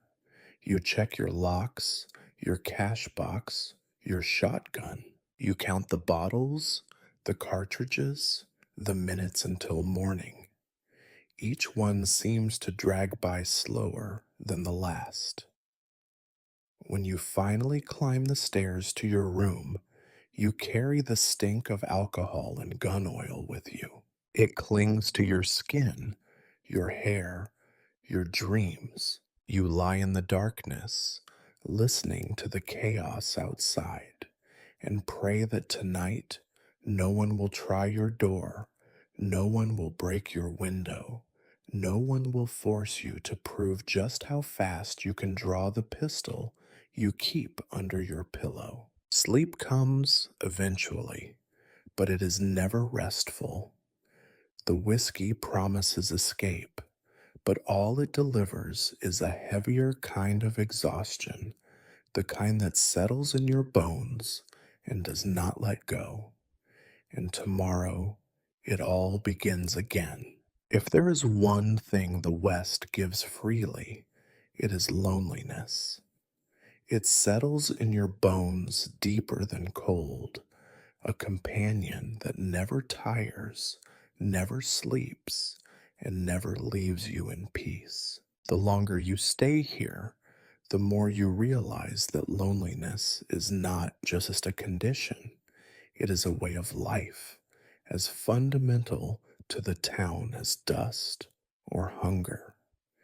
You are surrounded by people every day. The bell above your door rings with a constant parade of customers, each bringing their own wants, complaints, and stories. But none of them ever really see you. They see the shop, the guns on the wall, the ledger in your hand. You are a fixture, a necessary inconvenience, as impersonal as the shelves behind you. They come to you out of need, not friendship, and leave as soon as their business is finished. No one stays to talk. No one asks how you are. You have acquaintances, of course. There is the blacksmith, whose hands are always black and whose laugh is always too loud, the doctor with his haunted eyes, the undertaker who rarely speaks but never forgets a face. These are the people you see most often, the ones who nod in the street and sometimes, on quieter days, exchange a word or two about weather or rumors. But you know the boundaries. No one here confides. Trust is rare and easily broken. Everyone keeps their real troubles to themselves, locked away behind tired eyes and guarded words. At first, you tried to fight it. You wrote letters, long, careful letters to family far away, to friends left behind in softer places. Sometimes you received replies, inked with hope and encouragement, filled with questions about your adventure on the frontier. Over time, the letters slowed, then stopped. Distance, you have learned, is not measured in miles, but in memory. Now, you rarely write at all. The last envelope sits unopened in a drawer, the handwriting already fading, the words inside a ghost of a life that feels less real with each passing day. Occasionally, you think about starting over, making friends, joining the men at the saloon, even courting one of the few women left unattached in town. But the thought withers before it can become action. You know yourself too well. You know what the others see. A shopkeeper always half covered in dust and oil, always too busy or too tired, a man with nothing to offer but bad news and overpriced ammunition. You are an outsider, even among those born here. The West keeps its people at arm's length, and you are no exception. Night is the worst. When the noise of the day fades, when the town settles into uneasy silence, your shop becomes a tomb. You listen to the wind rattle the windows, the footsteps of stray dogs on the boards outside, the distant wail of someone who has lost too much to hold in. Your room, already small by day, shrinks to a cell at night, the shadows pressing in until you wonder if you might vanish completely, one more ghost among many. Sometimes loneliness sharpens into something cruel. You catch yourself talking to the tools on your bench, to the rifles lined up on the rack, to the empty air. You laugh at your own jokes, grumble to yourself about the customers, curse the mice that scurry underfoot. The only answer is silence. You become strange to yourself, your voice unfamiliar, your reflection foreign. In the end, you fill the hours with work, cleaning, sorting, counting, anything to keep your mind from dwelling too long on what is missing. Holidays pass without notice. Birthdays come and go unmarked. No one knocks on your door except to buy or borrow. Gifts are rare, invitations rarer. The last time anyone called you by your first name, it was an accident, a slip of the tongue from a customer who had known you before you became just the gunsmith. The sound startled you, left you raw for days. Trust is the first casualty of loneliness. You find yourself second guessing every kindness, suspecting ulterior motives behind every smile. You are careful with your words, your money, your secrets. You lock up twice, sometimes three times at night, and keep your keys on a string around your neck. You check the safe compulsively, convinced that someone, somewhere, is waiting for the right moment to take what little you have left. In rare moments of weakness, you remember the stories you heard as a child of towns where everyone knew your name, where neighbors shared meals and troubles, where loneliness was a thing to be fought, not endured. You wonder if such places ever truly existed, or if they are just another frontier legend, as hollow as a rusted shell. Still, you endure. The days blur together, marked only by the weather and the rhythm of work. You tell yourself you do not mind, that you have grown used to solitude. But sometimes, late at night, you lie awake and imagine what it would be like to hear someone call you friend. In the West, loneliness is a habit, a scar, a shadow you can never quite outrun. You learn to live with it because there is no other choice. And in the end, it becomes your only true companion. The West is not merely hard, it is filthy, not in the poetic sense of dust on boots and a smear of soot across a stoic jaw, but in the relentless, suffocating, stomach turning reality of dirt and decay that seeps into every inch of your life. By the time you realize you have become accustomed to it, the battle is already lost. Cleanliness is a memory you cannot afford to indulge. The floor of your shop is never truly dry. Rainwater seeps in under the door, mixing with the ever present mud tracked in by customers who never think to wipe their feet. Each step is accompanied by a sticky, sucking sound, a symphony of grime. The wood has warped with rot, softened by years of careless spills, beer, blood, gun oil, and slops from the alley thrown carelessly by someone who thinks nothing of the stink.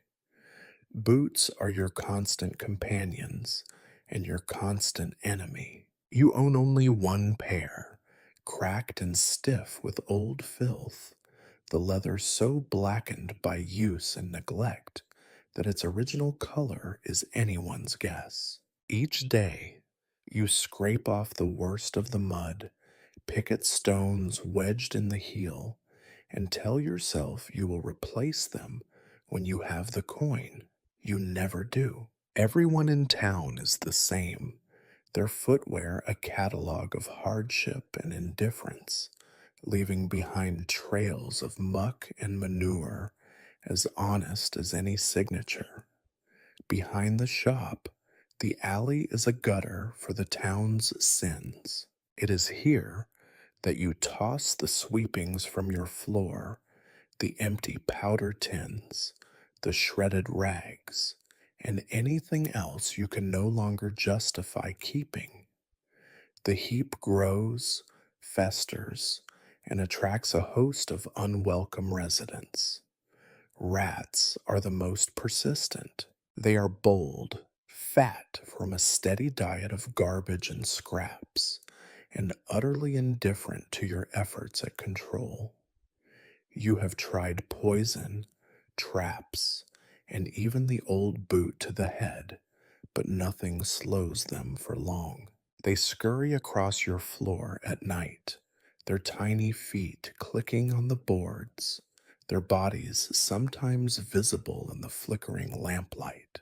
Once you woke to find a rat staring at you from the foot of your bed, its beady eyes unblinking, its whiskers twitching as if in judgment. You have grown almost fond of the stray cat that patrols the storeroom, a thin, battered creature with one ear torn and fur patchy from old wounds.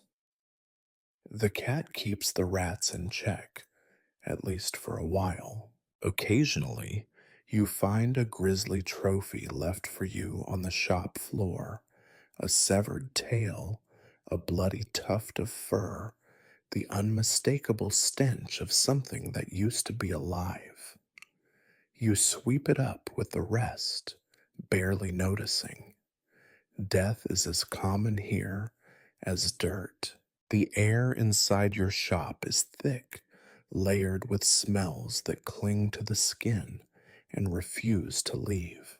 Gun oil, sour sweat, damp wool, mildew from a leaky roof, and the persistent tang of something rotting, perhaps a dead mouse in the walls, perhaps just another sign that the building itself is slowly returning to earth. You light candles and burn scraps of sage when you can find it, but nothing truly covers the stench. Customers complain, but not enough to stay away. They are used to worse.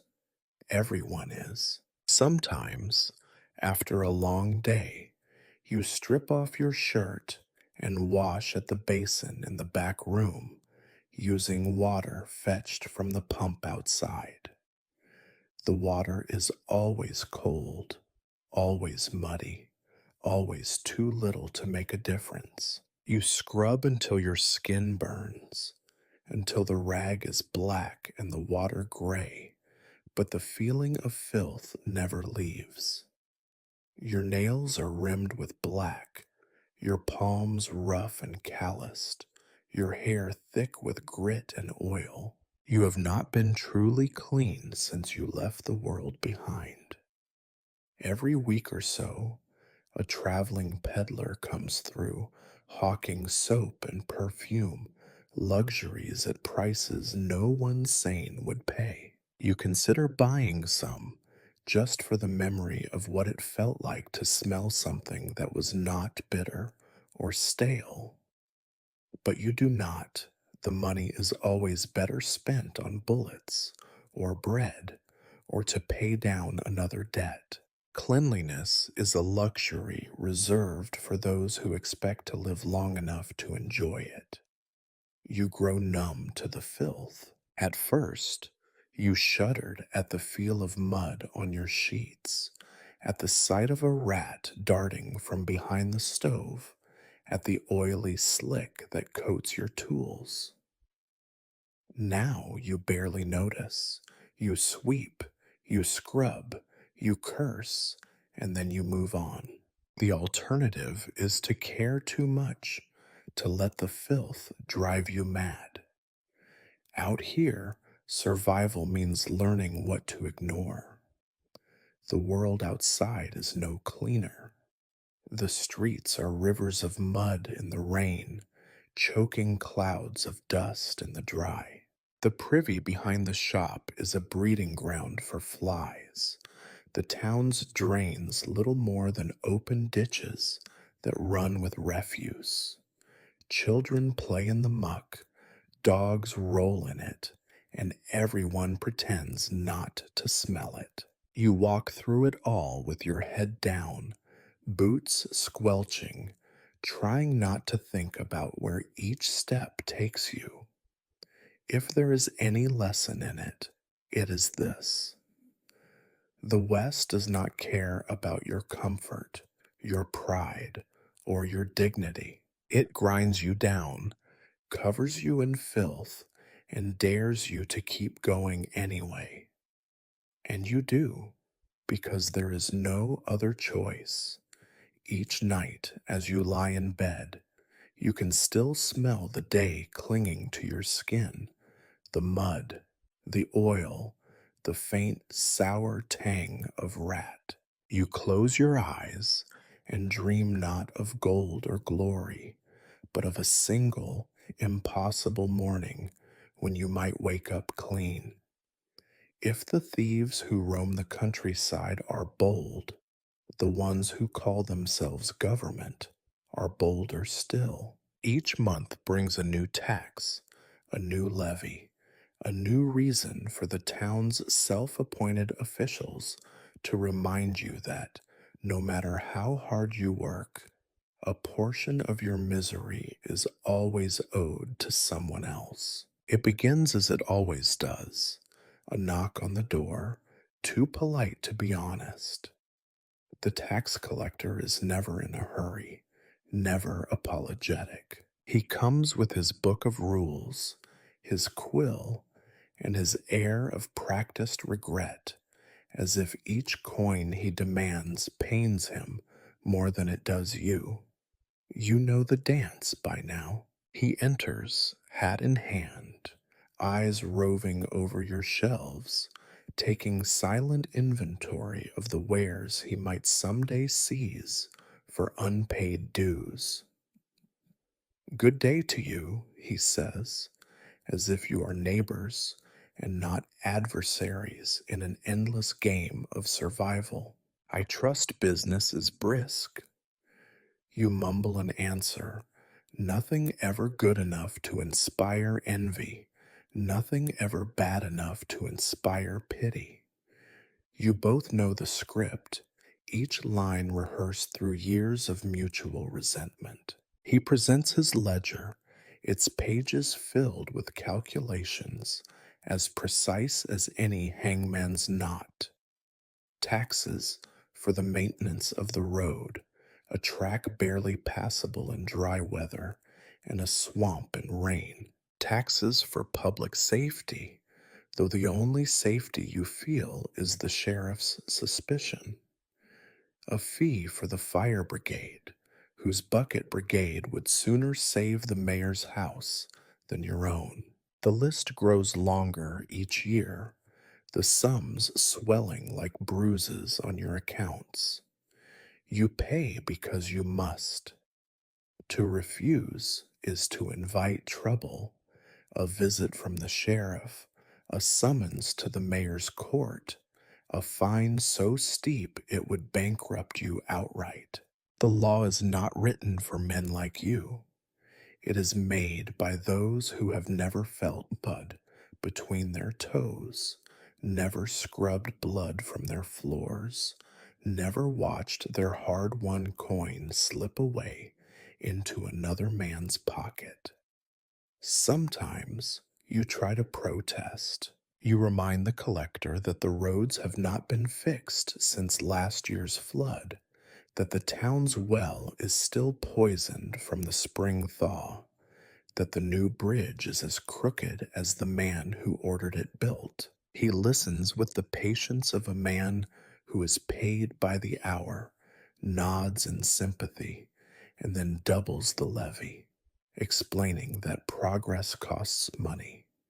You wonder, not for the first time, where your taxes actually go. You see no new bricks in the schoolhouse, no fresh paint on the jail, no improvement in the endless filth of the street. You see instead the mayor's wife with a new dress, the preacher with a new Bible, the sheriff with a new horse, each paid for with the invisible labor of men like you.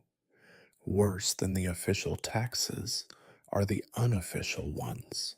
The sheriff expects a discount when he buys an ammunition. The mayor's cousin wants credit, never repaid, for a rifle he needs for town defense. The clerk at the general store hints that it would be wise to throw in an extra tin of powder with his next purchase. Each favor, each concession is another tax, a little more of your dignity whittled away in exchange for a peace that is always temporary. You pay because everyone pays, because to resist is to become a target. You know what happens to those who make trouble. Their businesses are inspected for safety violations.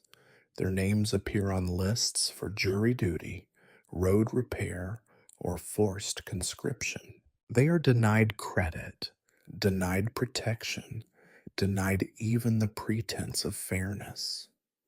The West is a place where the strong do as they please, and the weak are taxed for the privilege of surviving. At night, you go over your accounts, counting and recounting, watching your profits shrink until there is barely enough to buy supplies, to pay debts, to feed yourself for another month. You tell yourself that next time you will protest, next time you will say no, but you do not. Next month, the tax collector will return and you will pay again.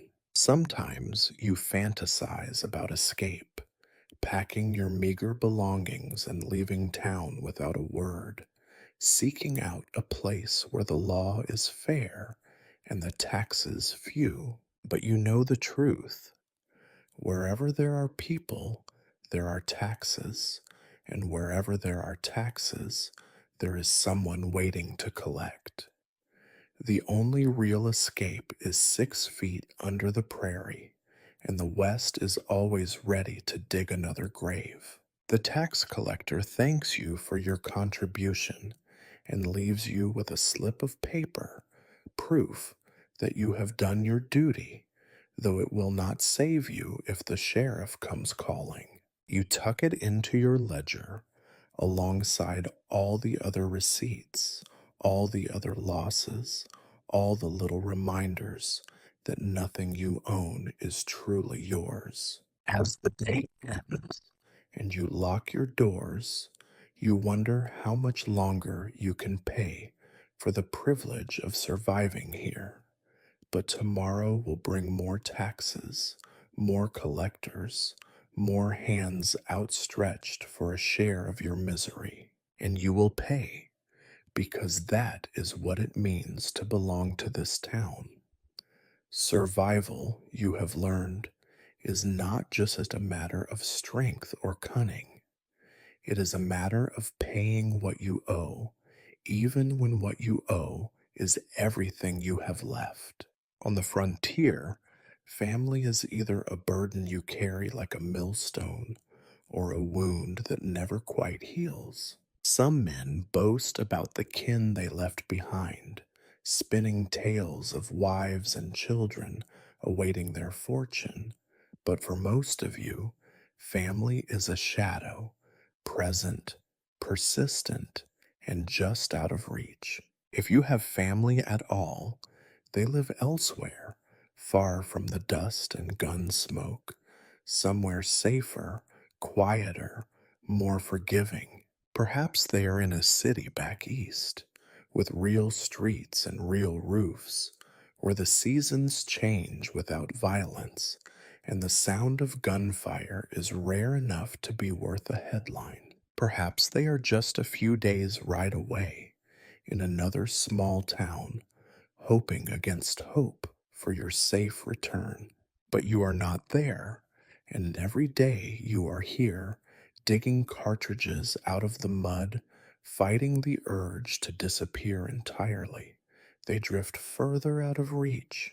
The only proof you have of family is an occasional letter, always late, always battered from its long journey, the paper yellowed and stained with water, sweat, or something worse. When it arrives, it feels like a message from another life, a ghost's whisper in your hand.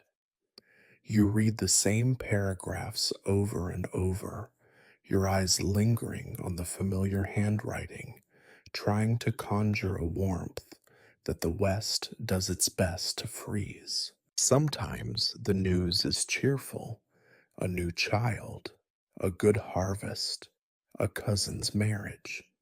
Sometimes it is just a list of illnesses, repairs, disappointments, a catalog of daily troubles that makes you ache for the simple misery of their world. Occasionally, the letters stop altogether, and you do not know if it is because they have forgotten you or because the mail wagon has disappeared into a ravine, or worse. You try to write back, but the words come out wrong. What are you supposed to say? That you spend your days in a cloud of dust and powder, your nights staring at the ceiling, counting the cracks? That the only visitors to your home are tax collectors, thieves, and the occasional desperate soul hoping for a bargain? You tell them what you think they want to hear: that you are working hard, that business is steady, that you will visit soon. The lie becomes easier with every letter until you start to believe it yourself. If you have children, their faces are memories, blurred by time and distance. You try to imagine them growing up without you, learning to walk, to speak, to live lives that do not need your shadow. Sometimes you wonder if it would be better to let them forget you altogether. The guilt is heavy, but so is the knowledge that you could not provide for them here. Not really. The West takes everything from a man, even the right to be called father. On rare occasions, you do see your family: a visit when the road is passable, a holiday when the weather is kind. These moments are strained, bittersweet. The children stare at you as if you are a stranger. Your wife or sister or brother asks careful questions, avoiding the subject of how long you plan to stay. The visit is never long enough to mend the distance, but always long enough to remind you of what you are missing. You leave again, promising to return sooner, and knowing it is a promise you may not keep. If you have no family, the ache is a little different. It is a hollow place inside you, filled with the echo of what might have been. You see other men with their children, their wives, their reasons to keep fighting, and you wonder what went wrong, where the road forked and left you alone. Sometimes you invent a family for yourself: names, stories, faces to fill the long silences. It helps, sometimes, not enough. There are men here who claim to have escaped family altogether, who swear by the freedom of answering to no one but themselves. You know better. Even the most solitary souls flinch when the letters arrive for other people, when a child calls for its father in the street, when the preacher speaks of home in his Sunday sermon. Loneliness is a kind of inheritance, passed from one generation to the next, growing heavier with each mile that separates you. You keep your letters tucked away in a box, along with old coins, broken watches, and the other small tokens of a life spent waiting for something better. Sometimes, on a night when the wind howls louder than usual and the town is silent, except for the rattle of your window pane, you take out the letters and read them again. You trace the lines of ink with your finger, whisper the names to yourself, and allow yourself to feel the ache, just for a moment. Then you put the letters away, lock the box, and go back to your shop, your ledgers, your endless chores. The West does not care about family. It is a place for forgetting, for burying the past and pretending it never mattered. But you remember, and that is both your comfort and your curse. Morning comes, and with it, another chance to pretend you do not miss them, another chance to survive, if only because you owe it to someone, somewhere, to keep trying just a little longer. If filth is the daily bread of the West, then pain is its bitter aftertaste. Out here, nothing remains new or unbroken for long. Not boots, not rifles, not the bodies that carry them. Each year adds a layer of wear. Every season brings new aches, and you find yourself measuring time, not in months or holidays, but in which part of you hurts most. It starts with the hands. At first, the stiffness is only a nuisance, a faint complaint when you grip a wrench or scrub a stubborn stain from a rifle barrel. But the cold mornings make it worse. The bones in your fingers swell, the knuckles refuse to bend, and you catch yourself dropping things, tools, coins, sometimes a precious cartridge that rolls away to vanish forever in the cracks of the floor. The townsfolk call it gunmaker's hand, as if it is a badge of honor. You know it is just another sign of decline, as relentless as the dust. Your back is next. Years of lifting crates, stooping over benches, and standing guard at your counter have left it crooked and sore. You wake up every morning as stiff as a corpse, and it takes a quarter hour just to straighten enough to descend the stairs. By midday, you are hunched again, shuffling through the shop with short, careful steps, listening to the crack and grind of your own spine.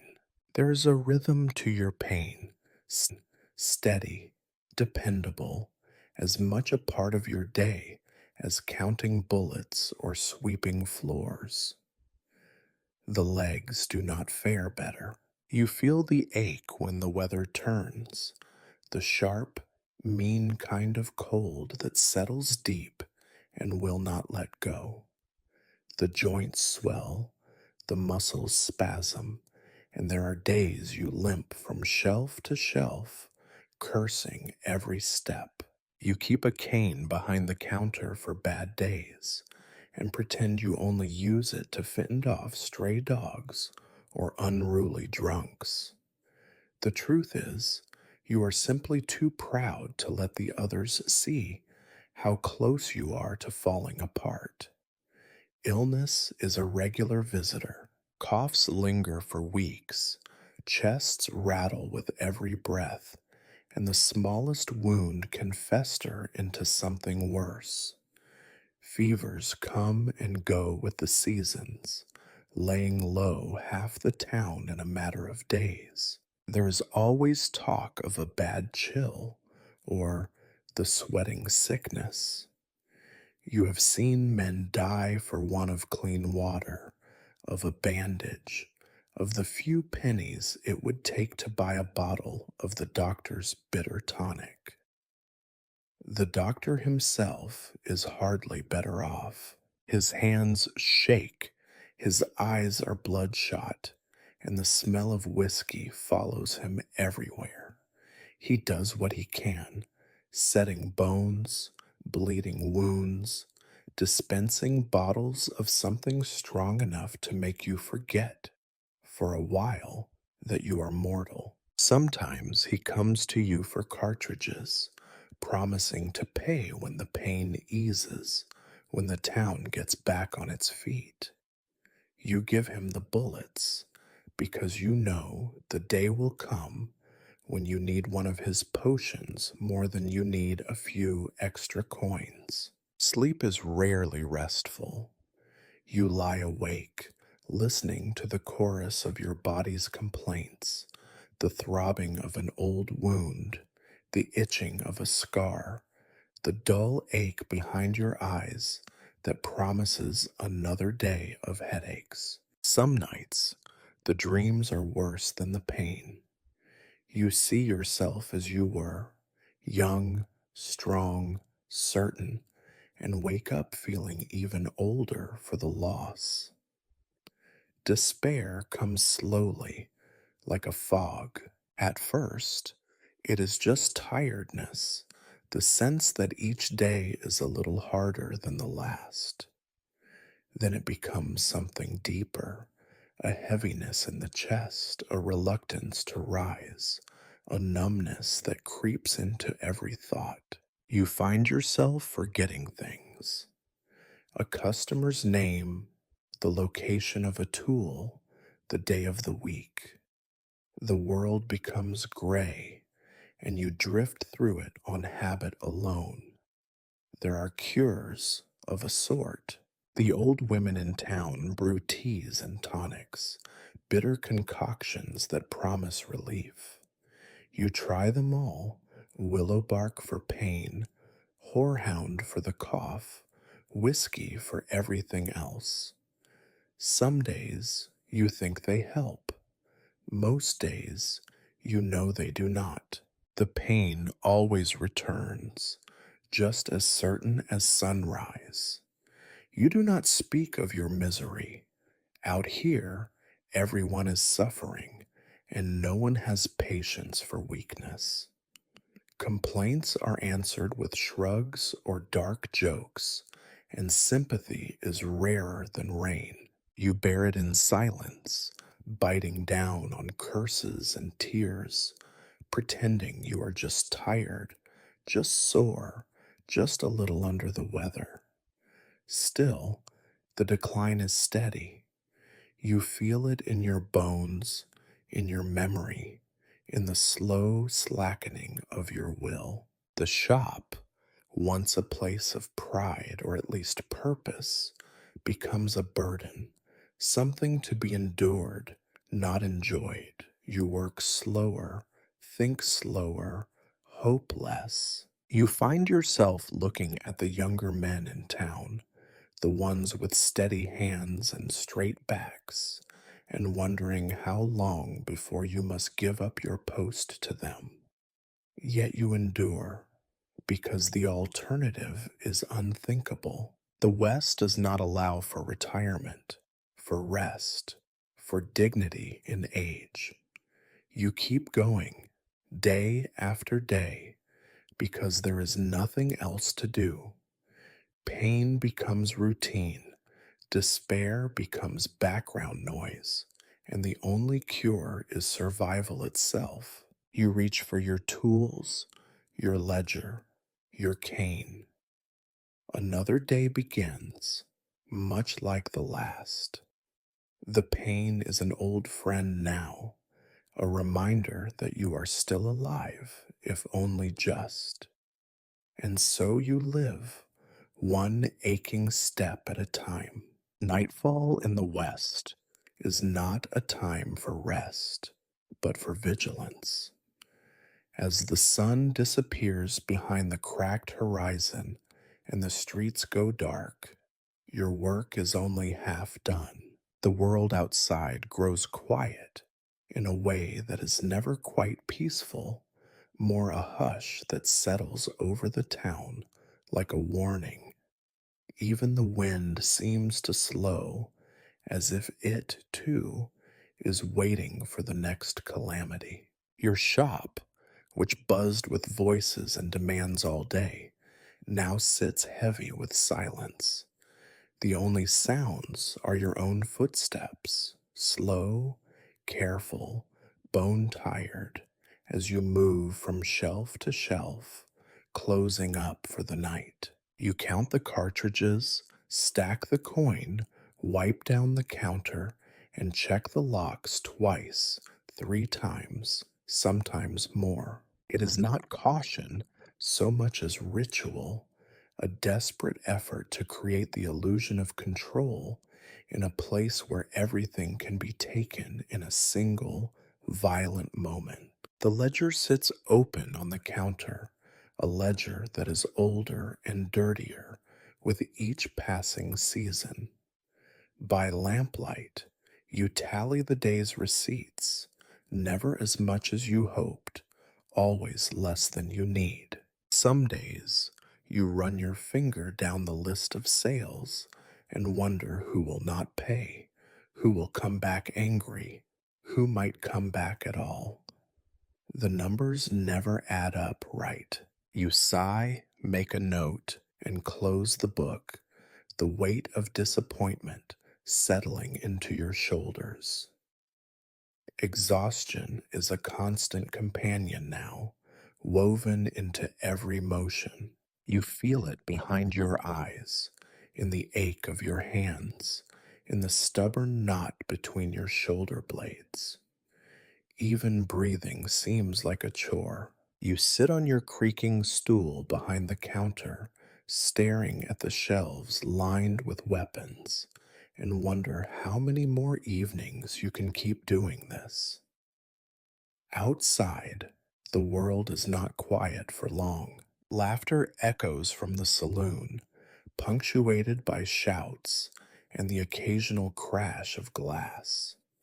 Somewhere farther down the street, a dog barks, a door slams, a voice curses the night. You listen with half an ear, knowing that any sound could signal trouble, a drunken brawl, a thief testing your door, a customer with a grudge to settle in the dark. You keep your shotgun close at hand, not out of bravado, but necessity. Here, after sundown, anything can happen.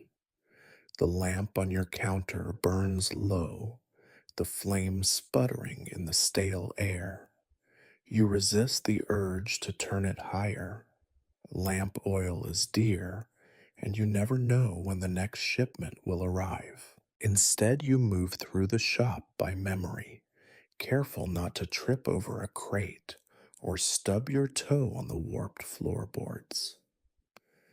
Even in darkness, you know where everything is. You have lived inside this little box for too long. You think about eating, but hunger fades in the face of fatigue. There is bread, hard as iron, and a scrap of cheese with more rind than substance. You chew without tasting, barely noticing the crumbs on your shirt. Eating is another routine, another small act of defiance against a world determined to wear you down. When the last chore is done, you stand at the window and look out over the street. The moon, if it is out at all, is a sliver behind clouds, its light falling in broken shards across the mud. Shadows move here and there, men making their way home, or maybe just wandering, looking for trouble or distraction. You wonder, for a moment, what it would be like to be one of them, to have somewhere else to go, someone waiting for you at the end of the night. The truth is, you have grown used to the silence. It is the only part of the day you can almost call your own. No customers, no disputes, no demands. Just you, the echo of your own thoughts, and the slow, relentless creep of fatigue. You might read an old letter, or turn over a coin in your hand, or just sit and stare at the dark until your mind empties of everything except the urge to sleep. Eventually, you climb the stairs to your room, moving by habit more than intention. You undress in the half light, wash your hands and face in the cracked basin, and crawl into bed, boots set by the door just in case. The sheets are rough, the pillow thin, but you barely notice anymore. The body learns to live with discomfort. You listen to the noises below, the building settling, a mouse in the wall, a distant shout carried on the wind. Your eyelids grow heavy, your thoughts slow and muddled. You fall asleep with your mind already halfway into tomorrow, already worrying about what might go wrong, who might come calling, what new disaster the dawn will bring. Sleep is a kind of mercy, even when it is shallow and brief. In dreams, the shop is clean, the ledgers are full, the locks never break. In dreams, you are not tired, but morning always comes, and with it, the certainty that everything will begin again, the same chores, the same fears, the same silence broken only by the ringing of the shop bell and the measured footsteps of another weary day. There are nights when even exhaustion cannot keep you from dreaming. Perhaps it is the silence after the last drunk has staggered home, or the thin slice of moonlight that slips through your window, or just the heaviness of your own longing pressing up from somewhere you try not to name. Whatever the cause, you find yourself drifting, not into rest, but into visions of another life. It begins innocently enough, these private fantasies.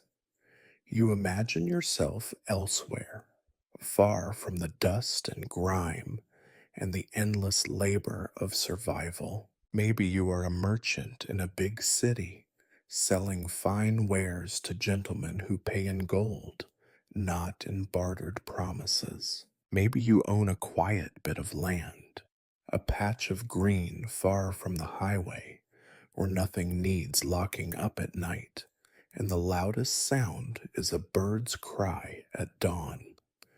Maybe you never came west at all. In these dreams, you are never tired. Your hands are clean, your back is straight, your ledger is always full.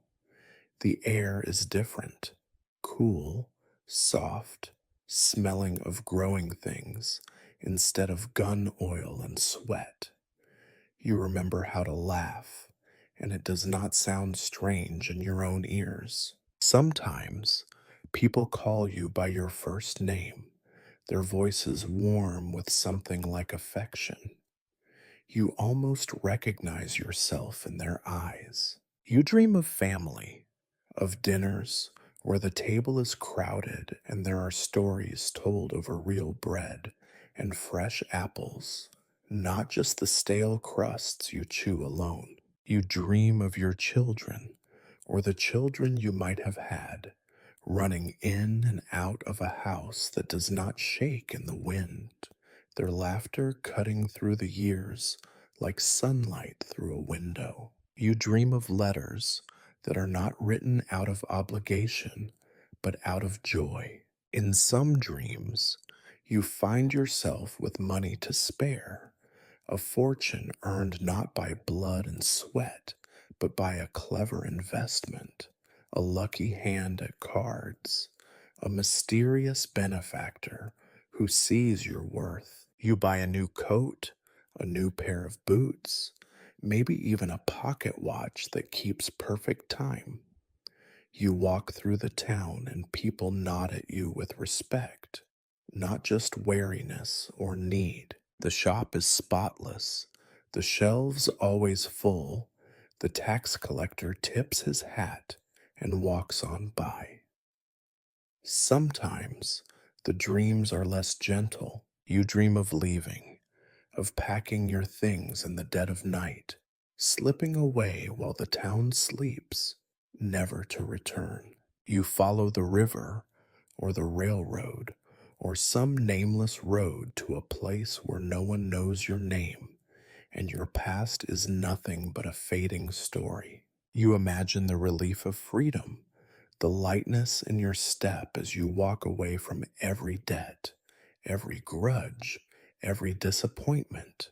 There are darker dreams too, dreams where you stand in the center of your shop, revolver in hand, facing down a faceless mob that presses in, demanding more than you can give. Dreams where the shelves are bare, the safe is empty, and you are trapped behind the counter as the walls close in, the dust rising until you cannot breathe.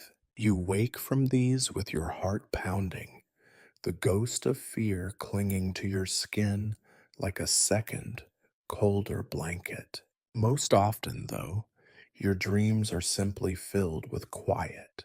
Quiet rooms, quiet streets, quiet evenings where nothing is demanded of you. You wake from these with a sadness that is sharper than any wound, a longing for something you cannot name and will never have. You know better than to put stock in dreams. The West teaches you to distrust hope, to see it for what it is, a trick of the mind, a way to endure the days when nothing seems to change.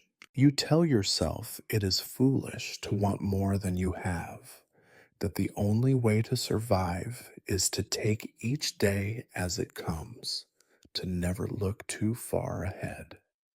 But hope is stubborn. It creeps in when you are weakest, curling around your heart in the small hours of the night. It whispers that there might be something better, somewhere, sometime, if only you can hold on a little longer. You let yourself believe for a few minutes that escape is possible, that happiness is not just for other people. Then the morning comes, as it always does, gray and cold and exactly like the day before. The dreams recede, leaving you with the familiar ache of disappointment and the steady, slow anger at yourself for falling for hope's lies once again. You drag yourself out of bed, dress in the same threadbare clothes, and go through the motions. You sweep the floor, count the bullets, open the door to whatever trouble the new day will bring. You keep your dreams tucked away, out of sight, a secret shame you cannot quite discard. Maybe tonight, you think, the dreams will be kinder. Maybe you will dream of something worth waking for. But you know, as you always do, that the West has no patience for dreamers, and yet, despite everything, you cannot quite stop dreaming. That is both your punishment and your salvation. It would be a kindness if hardship in the West came with warning. If the sky darkened, if the birds fell silent, if the earth gave some shuddering sign before disaster struck. But out here, catastrophe arrives as suddenly and as inevitably as a change in the wind, a gunshot, a flicker of flame, a howl in the dark. You spend every day dreading it, rehearsing in your mind what you will do when the worst happens. The only certainty is that you will never be ready.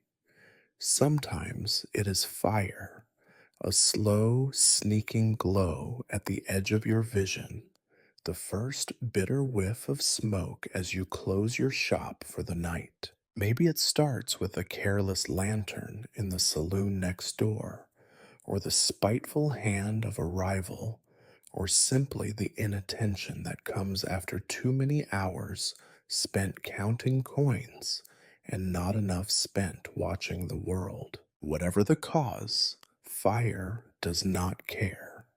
It crawls along rafters and barrels, leaps between buildings, devours wood and hope, and everything you thought was safe.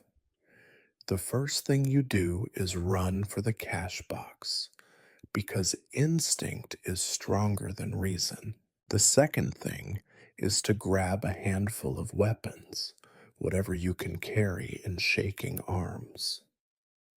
The flames are greedy, faster than you, hungrier than you could have imagined.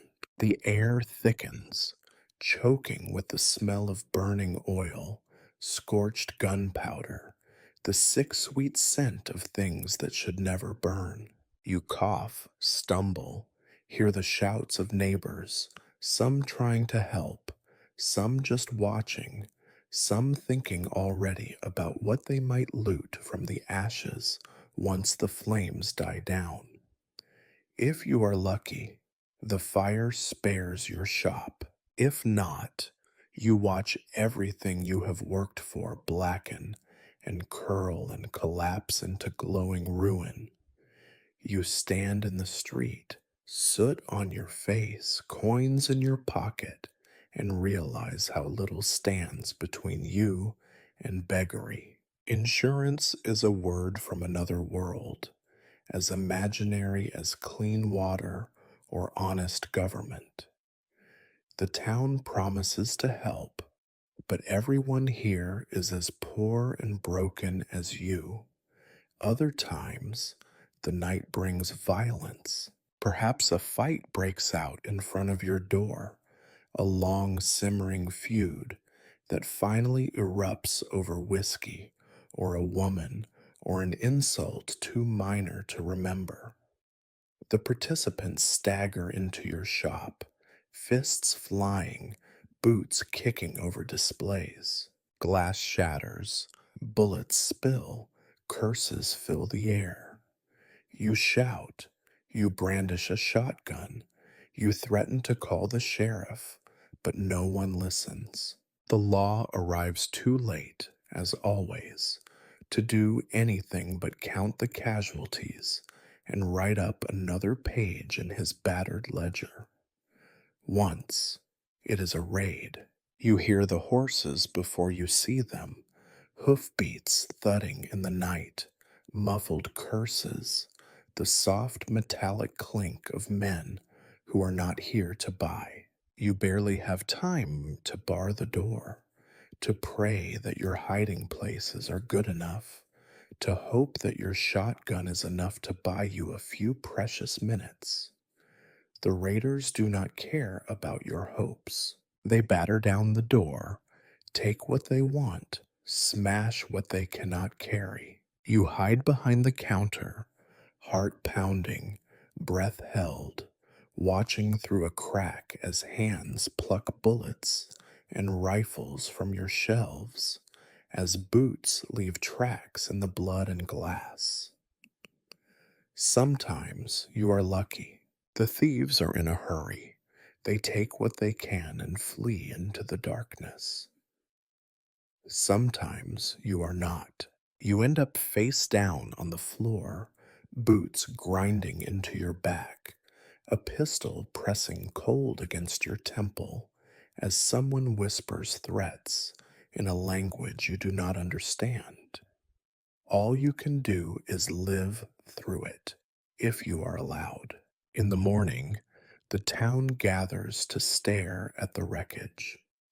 Some cluck their tongues in sympathy, others size up what is left, already calculating what they might buy cheap from your misfortune. The sheriff makes a show of investigating.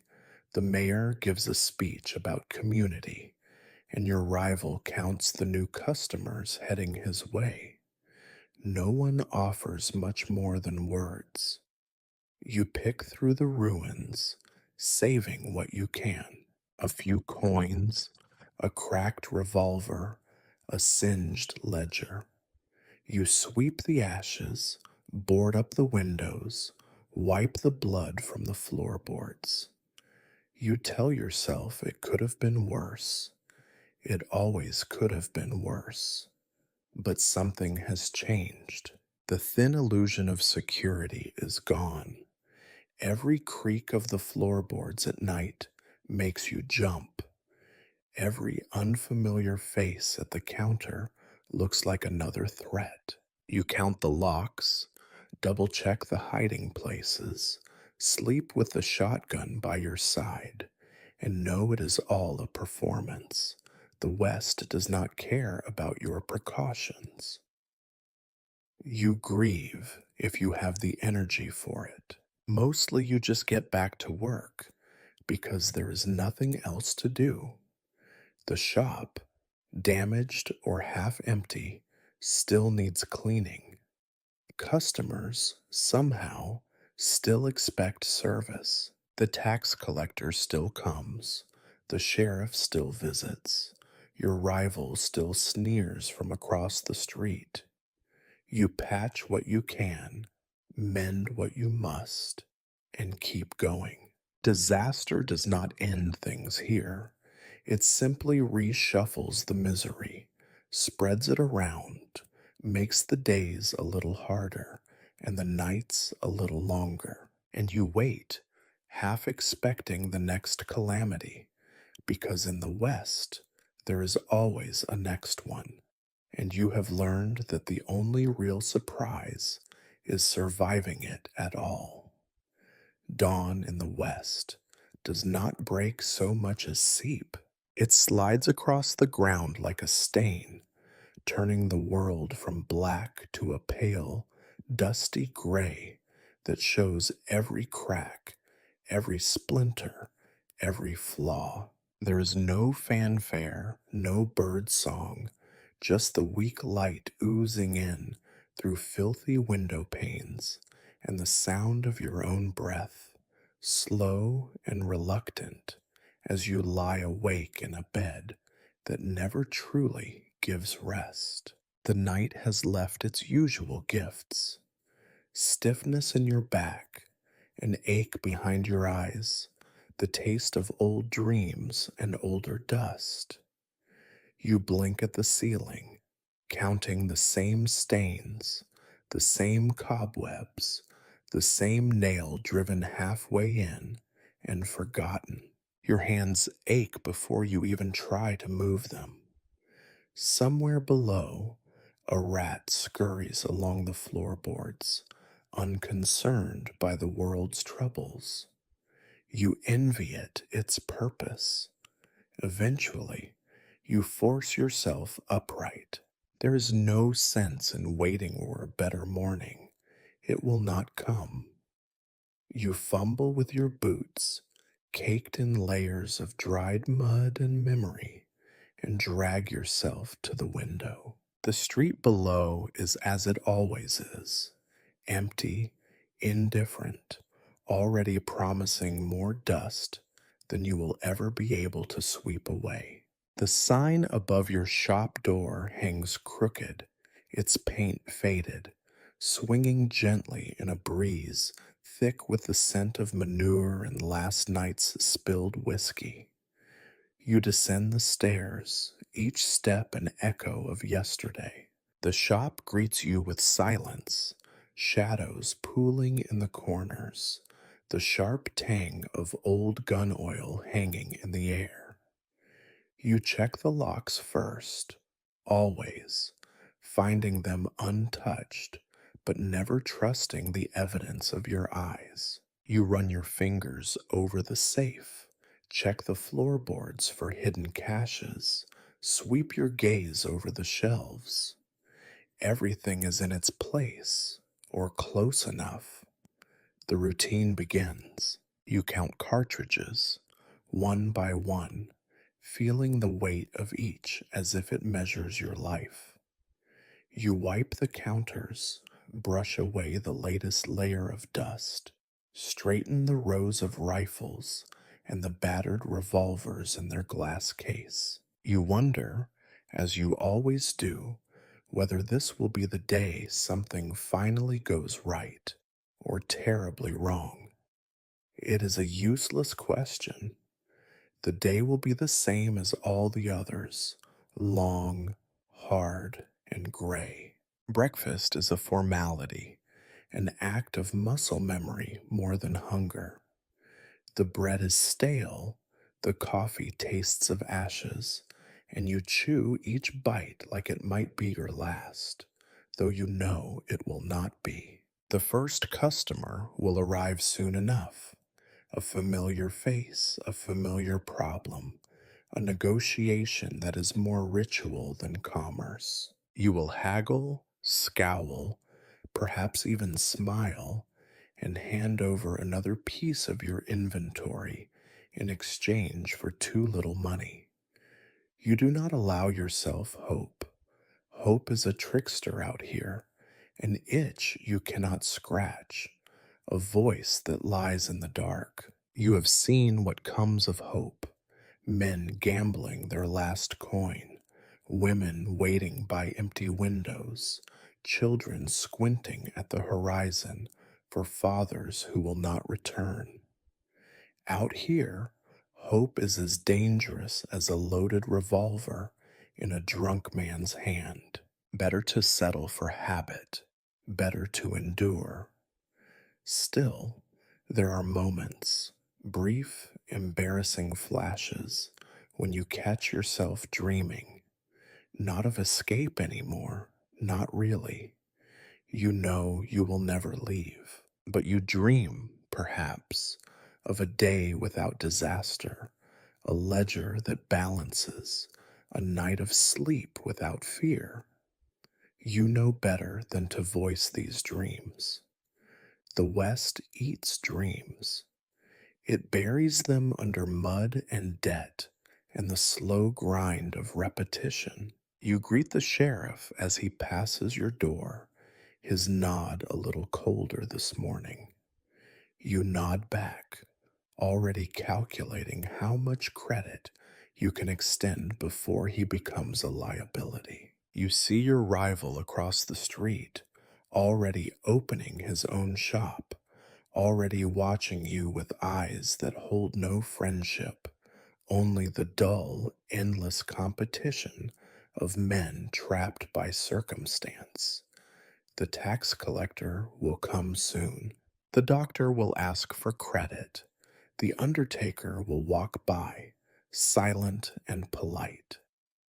The day unfolds in the only way it knows, slowly, with the certainty of hardship and the monotony of chores. The sun crawls across the sky, the shadows shifting but never quite vanishing. Customers come and go, each bringing their share of troubles and leaving you a little poorer, a little more tired. By evening, you will have swept the same patch of floor, counted the same coins, closed the same ledger, and locked the same doors.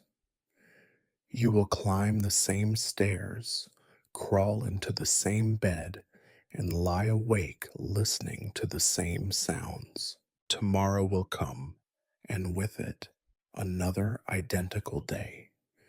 This is your life on the frontier, not a saga of glory or riches, but an endless cycle of labor, loss, and the dull ache of endurance. You are the gunsmith, and this is all the West will ever give you: one more morning, one more day, one more chance to survive without illusion. And so you begin again, because there is nothing else to do.